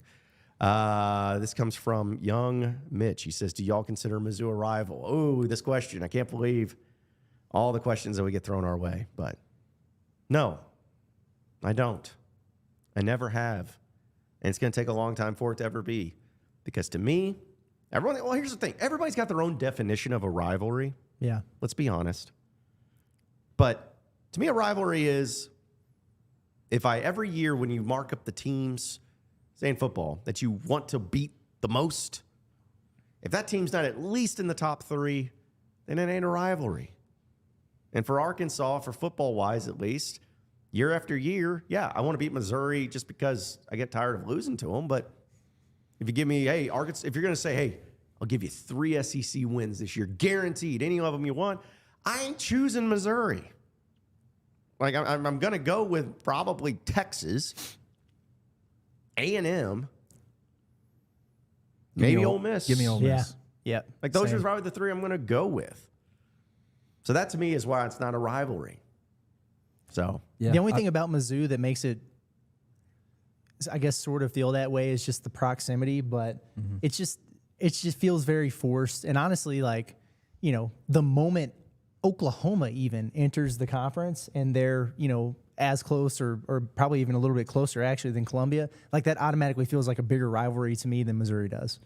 And they never play. So, I mean, there's some recent spiciness with the basketball series. There is that with Oklahoma. If it's not in Tulsa, we'll must be able to make it through a full game without getting ejected. Like if it's on a campus. Yeah, what happens when it goes to a campus? When I it don't goes know, to man. Norman? Something about that just gets to them. Anyway, I don't know what. I don't know what they're gonna do. They're gonna have to figure out something else, I guess. So, let's see. Okay, so Hayden says if you can't stand losing to a program, then it absolutely is a rivalry. I don't think so. I don't think that's how it justifies. I think you just don't Alabama like them. football's not a rivalry. Yeah. Say you got tired of losing to them? I would think you are at this point. Yes. Yeah. I was in high school the last time that Arkansas beat Bama. Nice. Yeah, think about that one. Actually, same year that I took Houston Nutt's daughter to homecoming. You dog. You did that? Yeah, I did. Why didn't I know that? I feel It's like not I something I should. just go around bragging about. Dude, I would. Oh, I mean, not really something that you know what? That's a story for another time. All right, I am sure. Let's see. Also, That's another one I was gonna. No, this whole thing from Jake says, I've heard it all day that Herd Muss is looking for an exit strategy to get out of Arkansas. Looking for it all day. I mean, we talked about the whole coaching thing the other day, and that's like I said, just expect to hear those things. I mean, it happens every year when Arkansas stinks, like that period of time where they're not good at basketball. Then you start hearing I'm hearing Muselman's out of here. I'm hearing he's looking for a way out. Like, this isn't the first time that I've heard those things. And when they're good, you start hearing his name attached to every job. Like, remember when he was going to Maryland? I do. I remember that. Do you remember when he was going to Texas after the Chris Beard thing, or before Chris Beard even got hired there? Yeah, I remember that for sure. Every time there's a job on the West Coast that opens up, you hear Muss's name attached to it. Yeah, you do. And so, I saw the thing from the coaching changes account, and listen, I don't know who those guys are. They're kind of, rough around the edges, but I mean, they have scoops. Like, there's a reason why so many coaches and everybody follows them. But, like, if you don't think there are things going on behind the scenes with Muss or anyone really at this point in the year with, like, agents reaching out to schools reaching out to agents, like, it just happens. Yeah. So do I believe it? Do I believe he's hell-bent on getting out of Arkansas or something? No, I don't. But do I believe that there's probably been some kind of communication between, like, whatever school and Muss's people? Like, hell yeah, I believe that. Absolutely. Yeah. Like, it Be doesn't naive surprise to me. think anything other. Yeah. Like, it's just, Black Neighbors. Like, it just feels weird saying that. But Black Neighbor says, Muss is either too arrogant or stupid to think that he can take players off losing teams like Ellis and Battle, run an NBA system with them, and then get them to the NBA. So, pretty staunch comments there. But, I mean, if you think about some of the players, though, that he's brought in transfer-wise, some of them have been from winning programs, and it seems like those have been from somewhat decent or winning programs. If usually, I got Tremont Mark. He's at Houston. I'd say Tremont Mark. The team's not great. I guess he's the best player on the team, right? Yeah. Has to be. At the moment, yeah. Yeah. So, that's worked out. I was trying to think of, I guess, in previous years, like Justin Smith he didn't come from Indiana wasn't awesome, but they weren't trash. So it's like, bringing him in was really good, I felt like. I feel like I'm missing one. We talked about this, I feel like, the other day, too. Some other players that were brought in that were from good programs, if you would, and actually played out. But maybe I'm just... It's actually, maybe you call Wichita State a good program. I mean, maybe. Ricky came from there. Got two of them. It's a maybe. Ricky and Trey, yeah. Because you think about it, like, I don't know, like Graham, Arizona State was terrible. The Twins, Rhode Island, that was a complete mess. And like Battle with Temple and some of these other Where's guys Gental this year. Silla from? I always forget. Was he a Wilmington kid? I think he was Wilmington. UNC Why did I think he was Yeah. from Utah or something? He was definitely one of those UNC Okay. satellite schools. Yeah. I don't know why I thought that was from over there, but no, I remember my previous job, we used to do lunch meetings, and we had Ronnie Brewer. They had Ronnie Brewer there one day, and he was like, look, straight up, like, we're, having to coach some of the previous school out of some of these kids, like Caleb Battle, program he came from, trash. The program that L. Ellis came from in Louisville, trash. And so, I mean, that's kind of... Well, Chandler Lawson from Memphis. Solid. I mean, he was in the tournament last year. Yeah. Guess that's been on a team that's won some. Yeah. Yeah. But they were like still in the tournament. Weren't they like an 8-9 seed? Like, they were pretty... Yeah. They're a better team now. They got screwed out of that game against FAU. They sure did. But as a matter of that's fact, we were right. eating at something... Forgot. Somebody's Beaver or like wherever we were in Des Moines. Somebody's Beaver. Yeah. Oh. Wasn't it something Beavers? Or am I crazy? In Des Moines. Anyway, it's a we've sports bar. legitimately got to find the name of that It's place a sports now. bar. Sports bar. Yeah. Between Oh Hot my Ones gosh. and the Beavers, then yes. Bob I Holt guess. was with us. But yeah, we were watching that game there, and Memphis kind of got the short end of the stick in that one. So. Oh man, I'm looking for the name of that place. I will. Yeah, please. If it doesn't everybody's involve waiting. a beaver, then I probably have some explaining Was it to the do. But Wicked Rabbit? It wasn't the Wicked Rabbit. no, There's I a don't know. beaver place that was in Indianapolis. I knew that one. that is true. Yeah. That was the Wild Beaver. Right. I guess if you have an NCAA tournament regional, you have to have some sort of bar named after a beaver. Yeah, maybe I made it up. I don't know, brother. I'm not saying it. My bad. Yep. I think we just know where Curtis's mind is at. Obviously on the Beaver, the sports bar, that is. I'm going to go with Beaver Tap. I do remember it because they had Busch Light Tall Boys, which I was a big fan of, and the food was good, and they had 3 TVs right around our table. So, and we got to see Purdue lose to Fairleigh Dickinson, right? I believe that's where we were when that happened. So good times. Yeah. Take us back because Lord knows we ain't going this year. Let's see. Not going back to Buddy's Beaver. No. Sorry. Buddy's Beaver. No, it's not Buddy's Beaver. The busiest Beaver. Jake says, we're going to rattle off 12 wins, win the SEC tournament, and be a 2 or 3 seed in the tournament with crying laughy emojis. Could it have been Beaver Tap? There's a Beaver Tap. I think that's probably it. I mean, how many places would we have named after a beaver in Des Moines? I would assume if that's there, it's probably that. Oh, well, nope. I know what it was. It was Buzzard Billy's. Buzzard Billy's, yeah. But you could see where I would get beaver from. Word, yeah. Beaver, buzzer, yeah. Shout out to Ricochet, though. Huh? Buzzard Billy's. Shout out to Ricochet. Yeah, Ricochet was a good time. That place was cool. Yeah, that was a really cool place. Yeah. My apologies on the beaver situation. I got a sidetrack. Yeah, well, maybe it was really close to Beaver Tap. Who knows? Yeah, well, we'll see. Maybe we saw the beaver there once or something. John Mark says, I may have missed it, but what do we know about Devo leaving the program? Anything yet? No. Nah. No, nothing yet. He did, in fact, do that, but other than that, yes. All we know is that he's gone. Yeah. And I got a text yesterday from someone who knows him and said he's okay, but that's all we know. That's all we know at this point in time. Ice Cold Mint Julep says, I would imagine Muss doesn't need much of a strategy to leave, plenty of suitors, but if that was the case, it could explain Devo's actions. All those Bama players bailed before Saban retired. I still don't buy that. I get what he's saying, but I don't think that's the correlation here, though. Yeah, because again, going off the timing of it, I don't think it was one of those deals to where Devo found out that Muss is leaving Saturday morning before Kentucky and was just like, I'm out. Seems like it would have been a little bit more.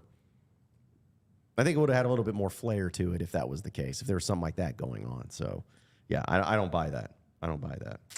So, anyways, a few of these questions coming in. I did want to give a shout out to, real quick, some former Razorbacks that will be getting ready for the Super Bowl happening up because we once again have the Chiefs and the 49ers going to be going at it in the Super Bowl. And the 49ers, of course, have Dre Greenlaw, really good player.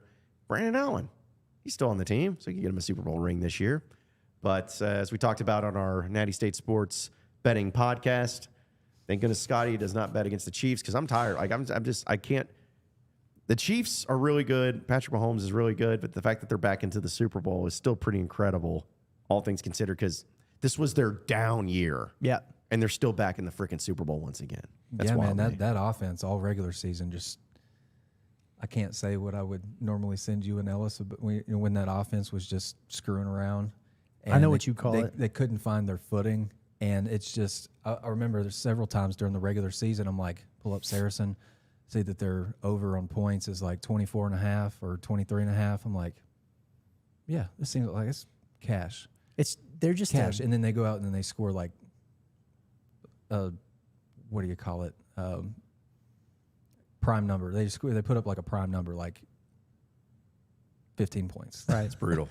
It's tough, and it makes you so mad because you know that they're going to flip a switch at some point. And Patrick Mahomes, I heard today, his playoff record is 14-3. It's not bad. Playoff record. It's not bad. No. Really good. Don't go against him in the postseason. No. Yeah, man. No. Well, same thing with I was disappointed though. I will say, again, great for Dre Greenlaw and Brandon Allen, but I was hoping to see the Lions, Ragnow, Skipper, those guys being just the Lions because they've never been to a Super Bowl before. They had the lead, man. They were looking good, but they blew it. That was a hell of a collapse. They blew it. That was tough. So I hate that for Lions fans that are out there. You talk about the state of Michigan. How insane that was going to be. They win a national championship in football for the first time since '98, and then their NFL team was about to be in the Super Bowl. That's almost too much for the state of Michigan to handle. But the fact that the Chiefs are back into it as well, and you mentioned Mahomes and all that, started making me wonder, just Arkansas related. Mahomes has got to be the clutch dude in the playoffs and when it matters the most. So in Arkansas football, like, has there been a guy that you think about as being like clutch? Like when he, because it's hard to really know. You're only in there for 2, 3, 4 years at the most, really. So I can only think of some of the gaffes that have happened. See, that's what's sad. That's the only thing we can think of there. You know, I was gonna say like Matt Jones to me would probably be like, didn't win a national championship or anything, but just as far as like the dude was clutch in those moments. I could be on. Yeah, I could be on board with that. Basketball wise, I think Daryl Macon's pretty cold blooded. Yeah, but football wise, I don't know. Basketball, I'd also like, again, obvious one, Scotty Thurman, because dude made some pretty big shots. I could say that. Yeah. So yeah, he wasn't too bad. But yeah, football is just funny because the reason I asked that is because it kind of made me start thinking about Arkansas football, and I don't know, maybe it's just because they haven't had that many clutch moments to have those moments with those particular players, but man, it just seems like there's not a whole lot to choose from. Because a lot of the times it comes down to the quarterback, who's clutch.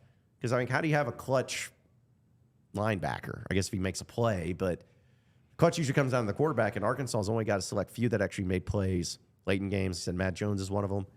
Also, honestly, I felt like for a while there, and I mean it, I feel like Austin Allen was a guy that made some really great plays late in games, like the TCU game on the line late. Yeah. The Ole Miss game at home in 2016. So, there were some times where he made some plays. Brandon Allen, of course, we know made some plays later in his career. But still, the point is it kind of just shows you how tough it is to be clutch. Yeah. And how tough it is to have that. Man, if it was easy, everybody would do it. Yeah. It's really hard. Yeah. Did y'all see Dre Greenlaw get that stinger last night, come out, go back in the game? I mean, and that he got the stinger on the, I guess it was the shoulder of the arm that didn't have that gigantic brace on it. Yeah, like the full length brace. I mean, right. God, dude, that is a grown man if I've ever seen one. He was really good in college. Oh, yeah. But he's next level. He's one of those guys that hit his peak at the right time. Yeah. He is a dude. I mean, that's toughness. I mean, Devin Manuel missed like 6 weeks with a stinger, apparently, in this last season. So yeah, Greenlaw gets one in the game. Shakes it off. Yeah, you can see how much pain he's in, and then they come back from a commercial break. He's just sitting on the bench with his other defensive teammates like nothing happened. Nothing in the world happened, and he's back in no time. Dude's insane. Fayetteville stands up. Is he the best Razorback in the NFL right now? I mean, Ragnow's really good. Yeah. I know he's been probably between those two, I think, as far as those guys go. Yeah, maybe give Traylon Burks some time and just, God, put your hand on that kid and don't let him get hurt again. Yeah. Seriously, he can be special if he stays healthy. Who's the best NBA player from Arkansas right now? Bobby P. He has to be, right? Portis. Yeah, Bobby Portis was on that. I don't know if it was a leaked list or what, but like there's 41 names of NBA guys that could end up on the Team USA Olympic team. He's one of them? This summer. He's on that list, yeah. I wonder how cool. I wonder how long it will take for like Anthony Black to become in that conversation. He's having a pretty good rookie campaign. Nick Smith, listen, man, like he's starting to come around a little bit. So I don't know. Like I wonder how those guys are all going to wind up panning out. I think there's a pretty good case to be made for like AB and Nick being pretty solid NBA players. And then I wonder, if like can Walsh or Ricky just kind of carve out a role and just be on a roster. Yeah, I wonder if Jordan's going to have to find a new situation for him to get on the floor more. Yeah, it's tough. It's probably a really good place for him to start just because of the culture. And, I think he'll learn, because he's a young dude. Like he'll learn a lot there about like what it takes to be a successful pro, but is he ever going to have the opportunity to get on the floor and play? Got a couple good guards, John? No, they're too good. So I hope Walsh finds a way, but, I was just happy because it's like the only other Razorback that I knew that got drafted by the Celtics was Joe Johnson. And I still had a Joe Johnson Celtics jersey, and I've yet to find it. I had one as a kid. Joe Johnson could still play in the league right now, if he wanted to. That guy just, you talk about just a ball player. He's immortal. I hope he comes back out and plays more the next TBT. Yeah. In the summer when that comes back around. I wouldn't be shocked if he plays in that again. Mm-hmm. Was he what was the other one? Ice Cube's thing? 3-on-3 or the big three. Big three, yeah. Out there and just ISO guys. Yeah. Like you can find a way to play on that too. So, but folks, we're moving through the show. Obviously, we got to get to some baseball topics because we got the scrimmage that transpired, and Andrew Ellis is chomping at the bit to try to give us all those crazy updates, what's going to be happening, and breaking it all down there too, because I know he going over there. He's ready. Sure, you're just not. He's got his back to us right now. He's getting himself psyched up. He's listening to his walk-up music and all that. Maybe he's just drunk, but he wasn't. He's probably watching from the hog pen anyways. So whatever, it doesn't matter. We're gonna have some baseball updates. We'll have some fun stuff to talk about as well. We'll keep it moving here on the John Nabors Show live from the Natty State Sports Studios. So stay with us. Yeah, either. So don't be satisfied because we're not done. We're not done yet either. So don't be satisfied because we're not done. We're not done yet.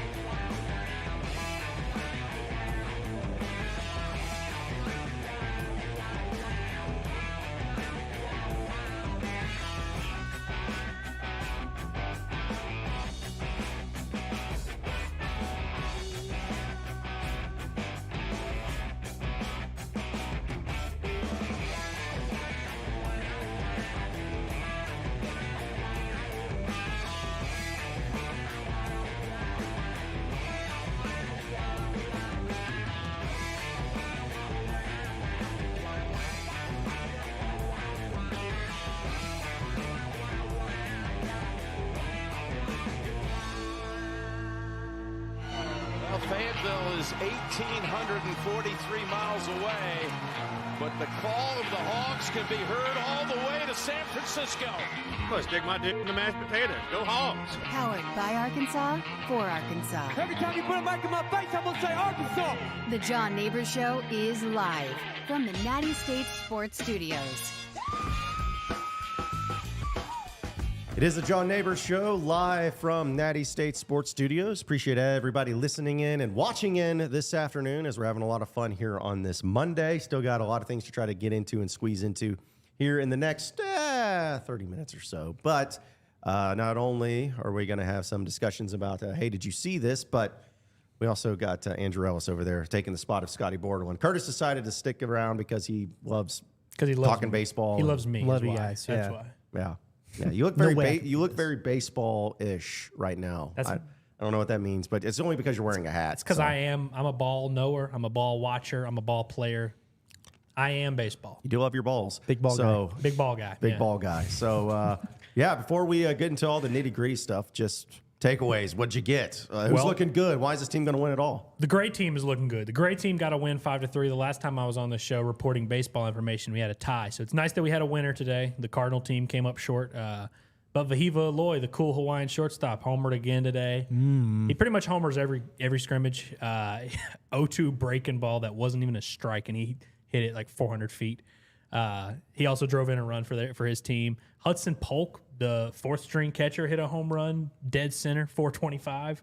It was a fun scrimmage. It was they pulled off. If you want to make fun of Peyton Stovall, which I know that's your boy, you like to make fun of him. You got to make fun of him for the fact that he let them pull off. They did the first and third, like runner at first steals, and they get him in a rundown and they successfully pulled one off against Peyton Stovall at second base. It was only his second day back out there, but he has been out there the last couple days. After being ill on Friday, he was out there the last couple days.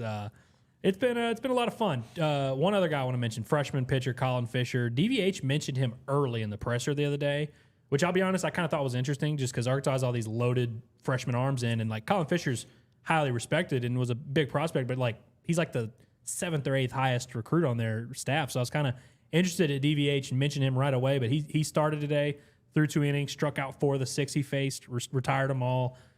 He's a freshman lefty that looks like he's going to help him a little bit, and just one more to the chamber. This team's got a ton of arms, got a ton of dudes we feel good about. The vibes were good out there. Yeah, the weather was pretty nice too. Weather was awesome. Yeah, I had to enjoy that part of it. I mean, it's not like upper 60s, but it's like 60 something, right? Yeah, and the sun was out, so that was the good thing. So nice. So how many scrimmages are they going to have? Like Have they announced like as far as the next scrimmages or anything? They're still working on. They haven't said part of anything it? about. It'll be next weekend. I'd assume maybe Thursday or Friday they'll get back out there. Maybe pending some weather, but they usually try to do 2 or 3 each week leading up to the season, depending on if the weather will let them. Hopefully, the weather will hold up and they can do them outdoors. But I'd imagine Thursday or Friday will be the next day that they scrimmage. So, also if anyone wants a full play-by-play, I tweet it out every half inning. So. Ellis Andrew, who Scotty informed me today, is under the Relevant People tab on Twitter. he saw like a little tab and said, Relevant People, Andrew Ellis. But you have an underscore then at the end, right? Ellis Andrew _, I believe is what we are. Because I still feel like every time I search for you to tag you in something, it's like I'm trying to find who shot Kennedy. Like They don't want you to find me on Twitter. The libs do not want you to find me on Twitter. So if you want to make the libs angry, search me up on Twitter. Try to find Andrew Ellis. Interact with me on Twitter. Jeez. So, did they do the formatting any different from like the last scrimmages, or pretty much like the same thing, just different players? Yeah, I mean, just different players, and sometimes they'll try to they used to in years past. DVH used to do a thing where leading up to the season, he would load up the starting lineup, like have 7 or 8 starters on one team to kind of just see if this lineup is truly better. I remember asking him in the fall, I was like, if you had to do that right now, could you even do it? And he was like, not really. He said there'd be like 5 or 6 guys he'd feel confident about, but I don't think he'd fill out a 9-man lineup. So for the time being, it's been pretty even, been back and forth. And it's all these guys, like even the 13th best player on the team in the lineup is like Reese Robinette, who can swing it, a big left-handed bat. It's like there's dudes all over the place. So it kind of works out. But it was fun to see some younger arms pitch well today. Is there like a legit position battle out there right now? I mean, like, yeah, I would say left field is kind of the biggest one. You could argue third base, but I feel like Peyton Holt is kind of the dude there. By the way, Peyton Holt made a heads up play. He had a Peyton Holt-esque play where like there was a freshman on the mound and Jack Wagner, our boy, had just hit a 2-run single with the bases loaded, and so Holt was at first base. So he goes first to third, and then the freshman pitcher who gets the ball back after walks back from home plate to the mound with his back turned, and Holt just slides in there. And so it's like Peyton Holt, I don't even know if he's had a hit in these last couple scrimmages, but it's like he's just the dude that's going to be there, and I feel like third base is probably where he ends up. First base is interesting because you could have the catcher Hudson White, who came from Texas Tech. They love him. He's going to hit whether it's DH, first base, or catcher. He'll start somewhere. Could be first, could be DH. So it's like he's kind of the domino. If he starts at first, then you're probably looking at Jack Wagner at DH. If Jack Wagner's at first, you're probably looking at Ben McLaughlin at DH and Hudson White at catcher, or Ryder Helfrich the catcher. So it's like there's a few little like dominoes, but I'd say left field is the biggest battle. Right. You got like Jason Jones, Will Edmondson, the JUCO transfer. You've got Ross Lovich from Missouri, kind of in that mix. If I were a betting man, I'd probably say they give Jason Jones the nod just because he's the most talented option, but neither guy's really run away with it early on. So we'll see how it goes. That's probably the biggest question mark if you want to have one. Gotcha. Well, we do have a question coming in from our chat here from Hayden. It says, do we think Hagen Smith is going to be the guy that gives us consistent 7+ innings this year, back-to-back seasons where Dave Van Horn felt like he was better suited for the bullpen in some stretches? Well, he's definitely going to start. Like there's not going to be a question of like, is he a reliever? Are you going to use him he's going to be the Friday night starter. He's going to be a first-round pick. He's going to be nasty. 7+ innings is interesting because Hagen, we know he loves to throw like 23 pitches in the first inning, even if he doesn't allow a base runner. It's like he'll have 3 strikeouts, but it's like 9 pitch. I don't know what it is. So, we'll see. But I do think Hagen is going to be as good as any pitcher in the country. I think anybody who wants to, a lot of people were nitpicking his season last year, it felt like, because it's like, he never really had those long starts as a starter, and then they couldn't really find the role. But I feel like he was as good as any lefty in the country. He's an All-American. Realistically. Literally was an All-American. Like, who cares what he's doing? There were 2 first-team All-SEC pitchers, him and Paul Skeens. He's pretty good, I heard. Yeah, I've heard he's decent. Now, you could argue there's a gap between those two. But, Hagen Smith was as good as any lefty in the country, and I think he's taking a jump up this year. And so it's like, I think that if you want to be on the right side of history, Hagen Smith's going to be awesome. I think that's going to be fun. But I don't think this team's going to depend on him to be like the Isaiah Campbell who has to give them 7 innings every Friday, because you've got 2 other starters who are going to be high draft picks, and you've got a bullpen full of dudes. So I don't think we'll be seeing Hagen Smith go 7 innings a ton, but I don't think they'll need him to. Also, Hayden says, do you think I'm not laughing at you, Hayden. I just think that this is just an obvious question. Do you think you're watching any big leaguers in these scrimmages, Andrew? I think there are more big leaguers that will start than there will be not. Like Vahiva Aloy, the shortstop, that dude's a big leaguer. Peyton Stovall is probably a big leaguer. Ryder Helfrich, that dude's a big leaguer. Kendall Diggs, I don't know if Kendall Diggs is a big leaguer, but as a bat, he can hit at the big league level, or will eventually one day. who knows? But I think the entire starting rotation, you can make an argument, is going to be a big leaguer. I mean, so yes, I would say, and history indicates that any given Razorback team has 4 or 5 potential big leaguers on it. So. I'd like to know which team had like the least amount of big leaguers that Dave Van Horn ever had. You know what it might be, honestly, is the 2015 team that went to Omaha, because you had Benintendi was a top 10 pick, honest, but it's like that entire starting rotation, like Trevor Killian, Keaton McKinney. It's those are some names. Now. Trey Killian is who it is, but it's like guys who were like solid players, like Tyler Spoon, for example, good college player, Joe Serrano, but it's like, I don't know if that team had hardly any. Bobby Warnes got drafted that year. It's like, it was like Benintendi and then a lot of like scrappy guys who were not big prospects. So that might be his first teams that actually accomplish anything. That's probably the fewest big leaguers. Well, we'll say though that we were looking forward to baseball season. I think it's fair to say, right? I would say yeah. Yeah, Andrew's looking forward to it at least. I know that we are too, because it's going to be nice to actually like be good in something. So, but I want to tell everybody though, Alumni Hall, they have these hats.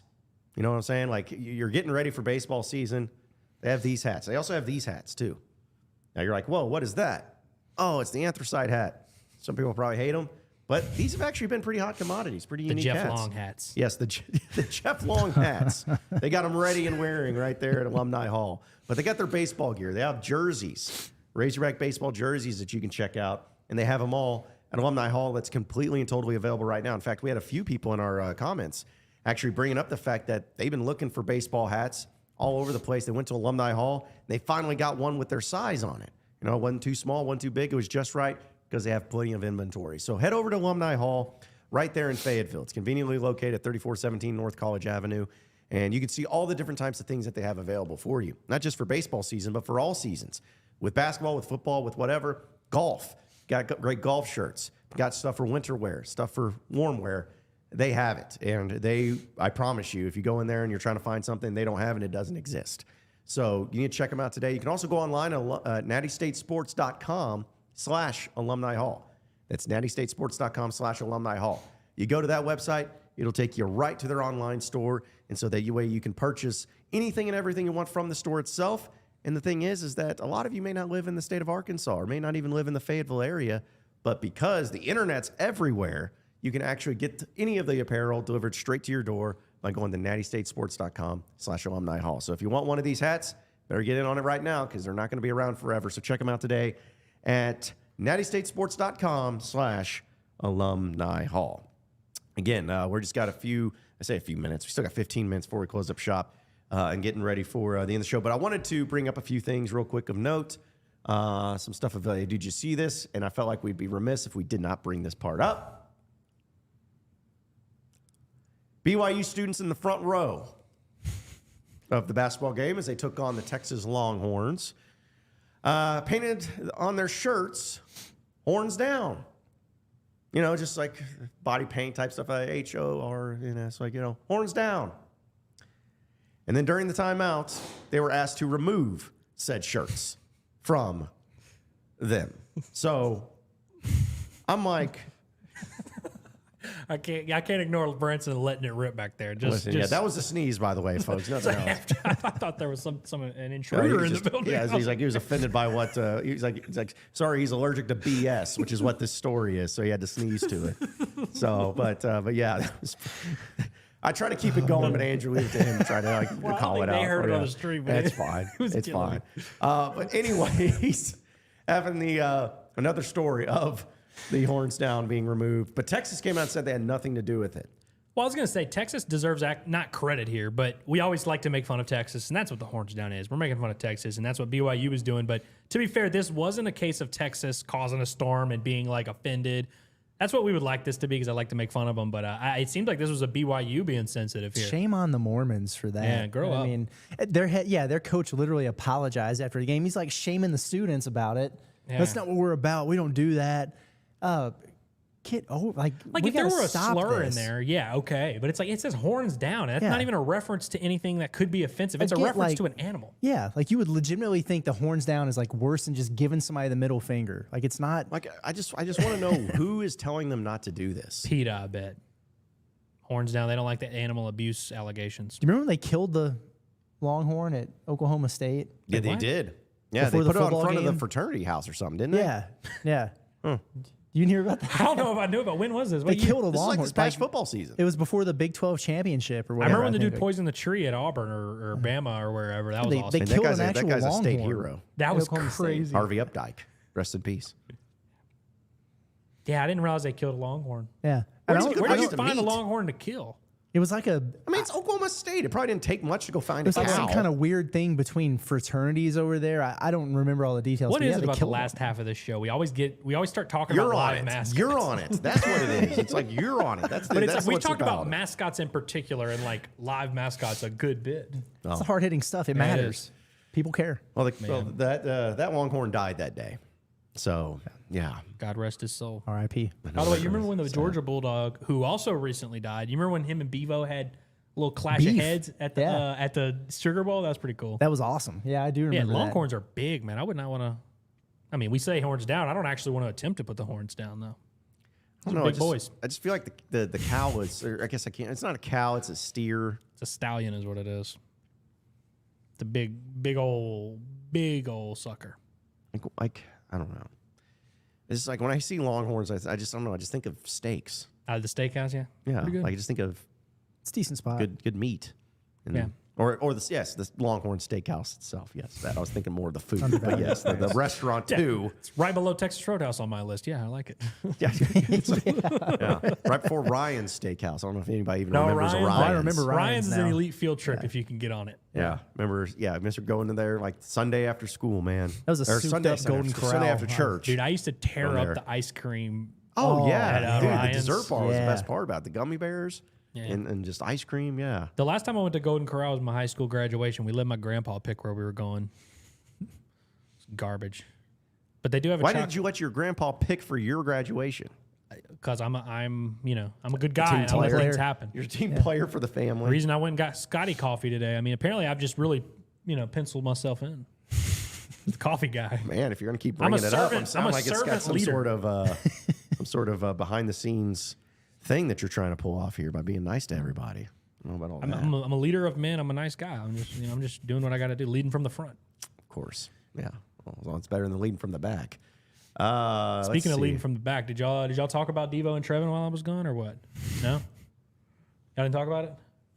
No. Did I miss that part of the show? You missed that part of the show. You missed it. You missed it. All right. It was discussed. You can go back and listen to it or watch it on the podcast. I mean, my God. Okay, we got to move on. Something else of note, actually, it's just for fun, since we're mailing it in here in the final 10 minutes. It's kind of what we do. But how about this? Christy Brinkley. You guys know Christy Brinkley, right? Yeah. who is Christy Brinkley? It may have been before your time a little You bit. and your youth. Ever seen the movie Vacation? Chevy Chase? Yo, yeah. Original one? Remember the girl in the Ferrari? Yeah. Yeah, Christy Okay. Brinkley. She was married to Billy Joel. Okay. And everybody thought that was the weirdest thing because Billy Joel's uglier than sin.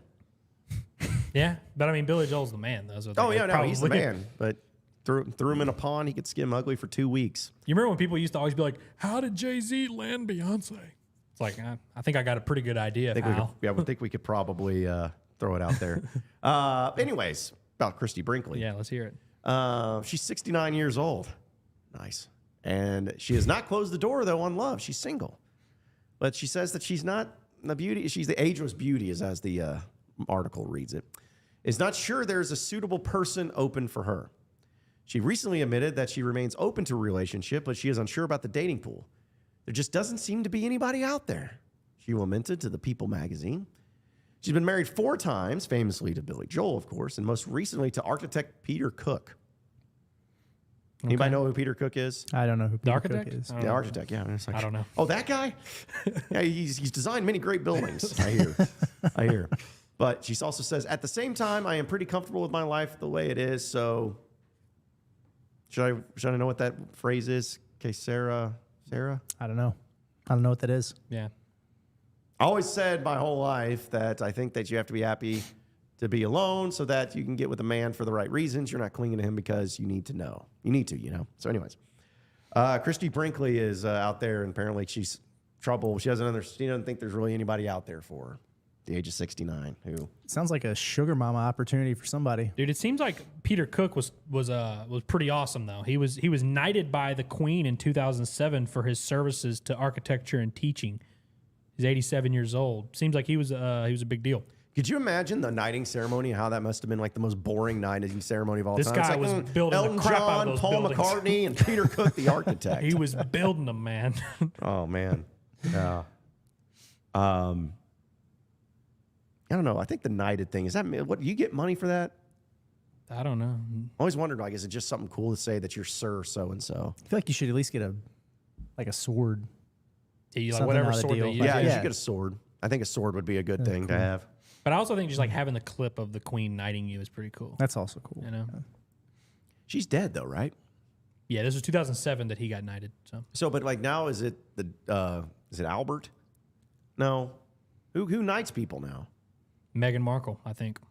That's right. I did hear about that. Yeah. Yeah, that's right. It has to be Meghan Markle. She's the one. She's the one that's knighting everybody and saying respect my privacy and wanting attention all the time. Yeah, the World Privacy Tour. Great South Park episode, by the way. So, man, yeah, we really go off the rails here. How much of a baddie must Meghan Markle be to be able to literally pull somebody away from the royal family? Like, he's just like, the hell with it, man. I'm out. I'm following this chick. I don't know. Or could it be just something that maybe he's just like, he doesn't really know what it's like not being in the family? Because I'm wondering if he regrets it a little bit. You know what I'm saying? Sure. Well, and I think also, like, I think he probably hated the family to begin with. But I also think this was all, like, I don't think, I think they also planned on leaving and making a thing out of it. I mean, I haven't read the book that he wrote apparently, but I didn't know there was a book. Hillary showed me this TikTok account that like is this woman that like has the clips because the audio version of his book, it's so ridiculous. He's like telling all these stories, and this TikTok account will like act out the stories as he's reading them, and they're like so pretentious, so stupid. Yeah, I also like I'm not making light of any situation. But like I found out Meghan Markle was black via them being like, oh, it's just so hard to be married to someone black in the royal family, and I was like, Meghan Markle, but I guess technically she is black.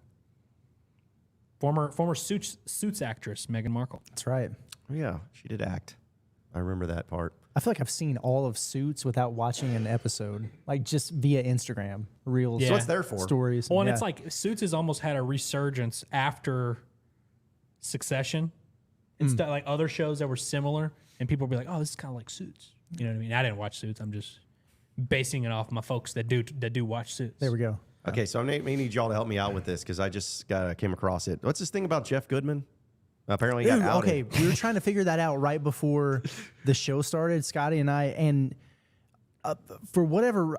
Well, first of all, he's a drunk, but happens. I think he just he's had a lot of issues in the past and like gotten let go from different jobs or whatever, but I guess he's just been like sliding in the wrong DMs or whatever and like threatening litigation and like I don't know all the details, but I guess he overstepped and now it's just this huge ordeal. He does this a lot, man. You remember when he went and covered the Ball family in Lithuania? Yeah. Oh yeah. And they even hated him. Like LeVar Ball hates a lot of people, but it's like even they were like, this dude's a weirdo. Right. Like, he's just following us around and stuff. Like he seems to piss off a lot of people. He's the shooters, need shooters. See that guy? Yeah.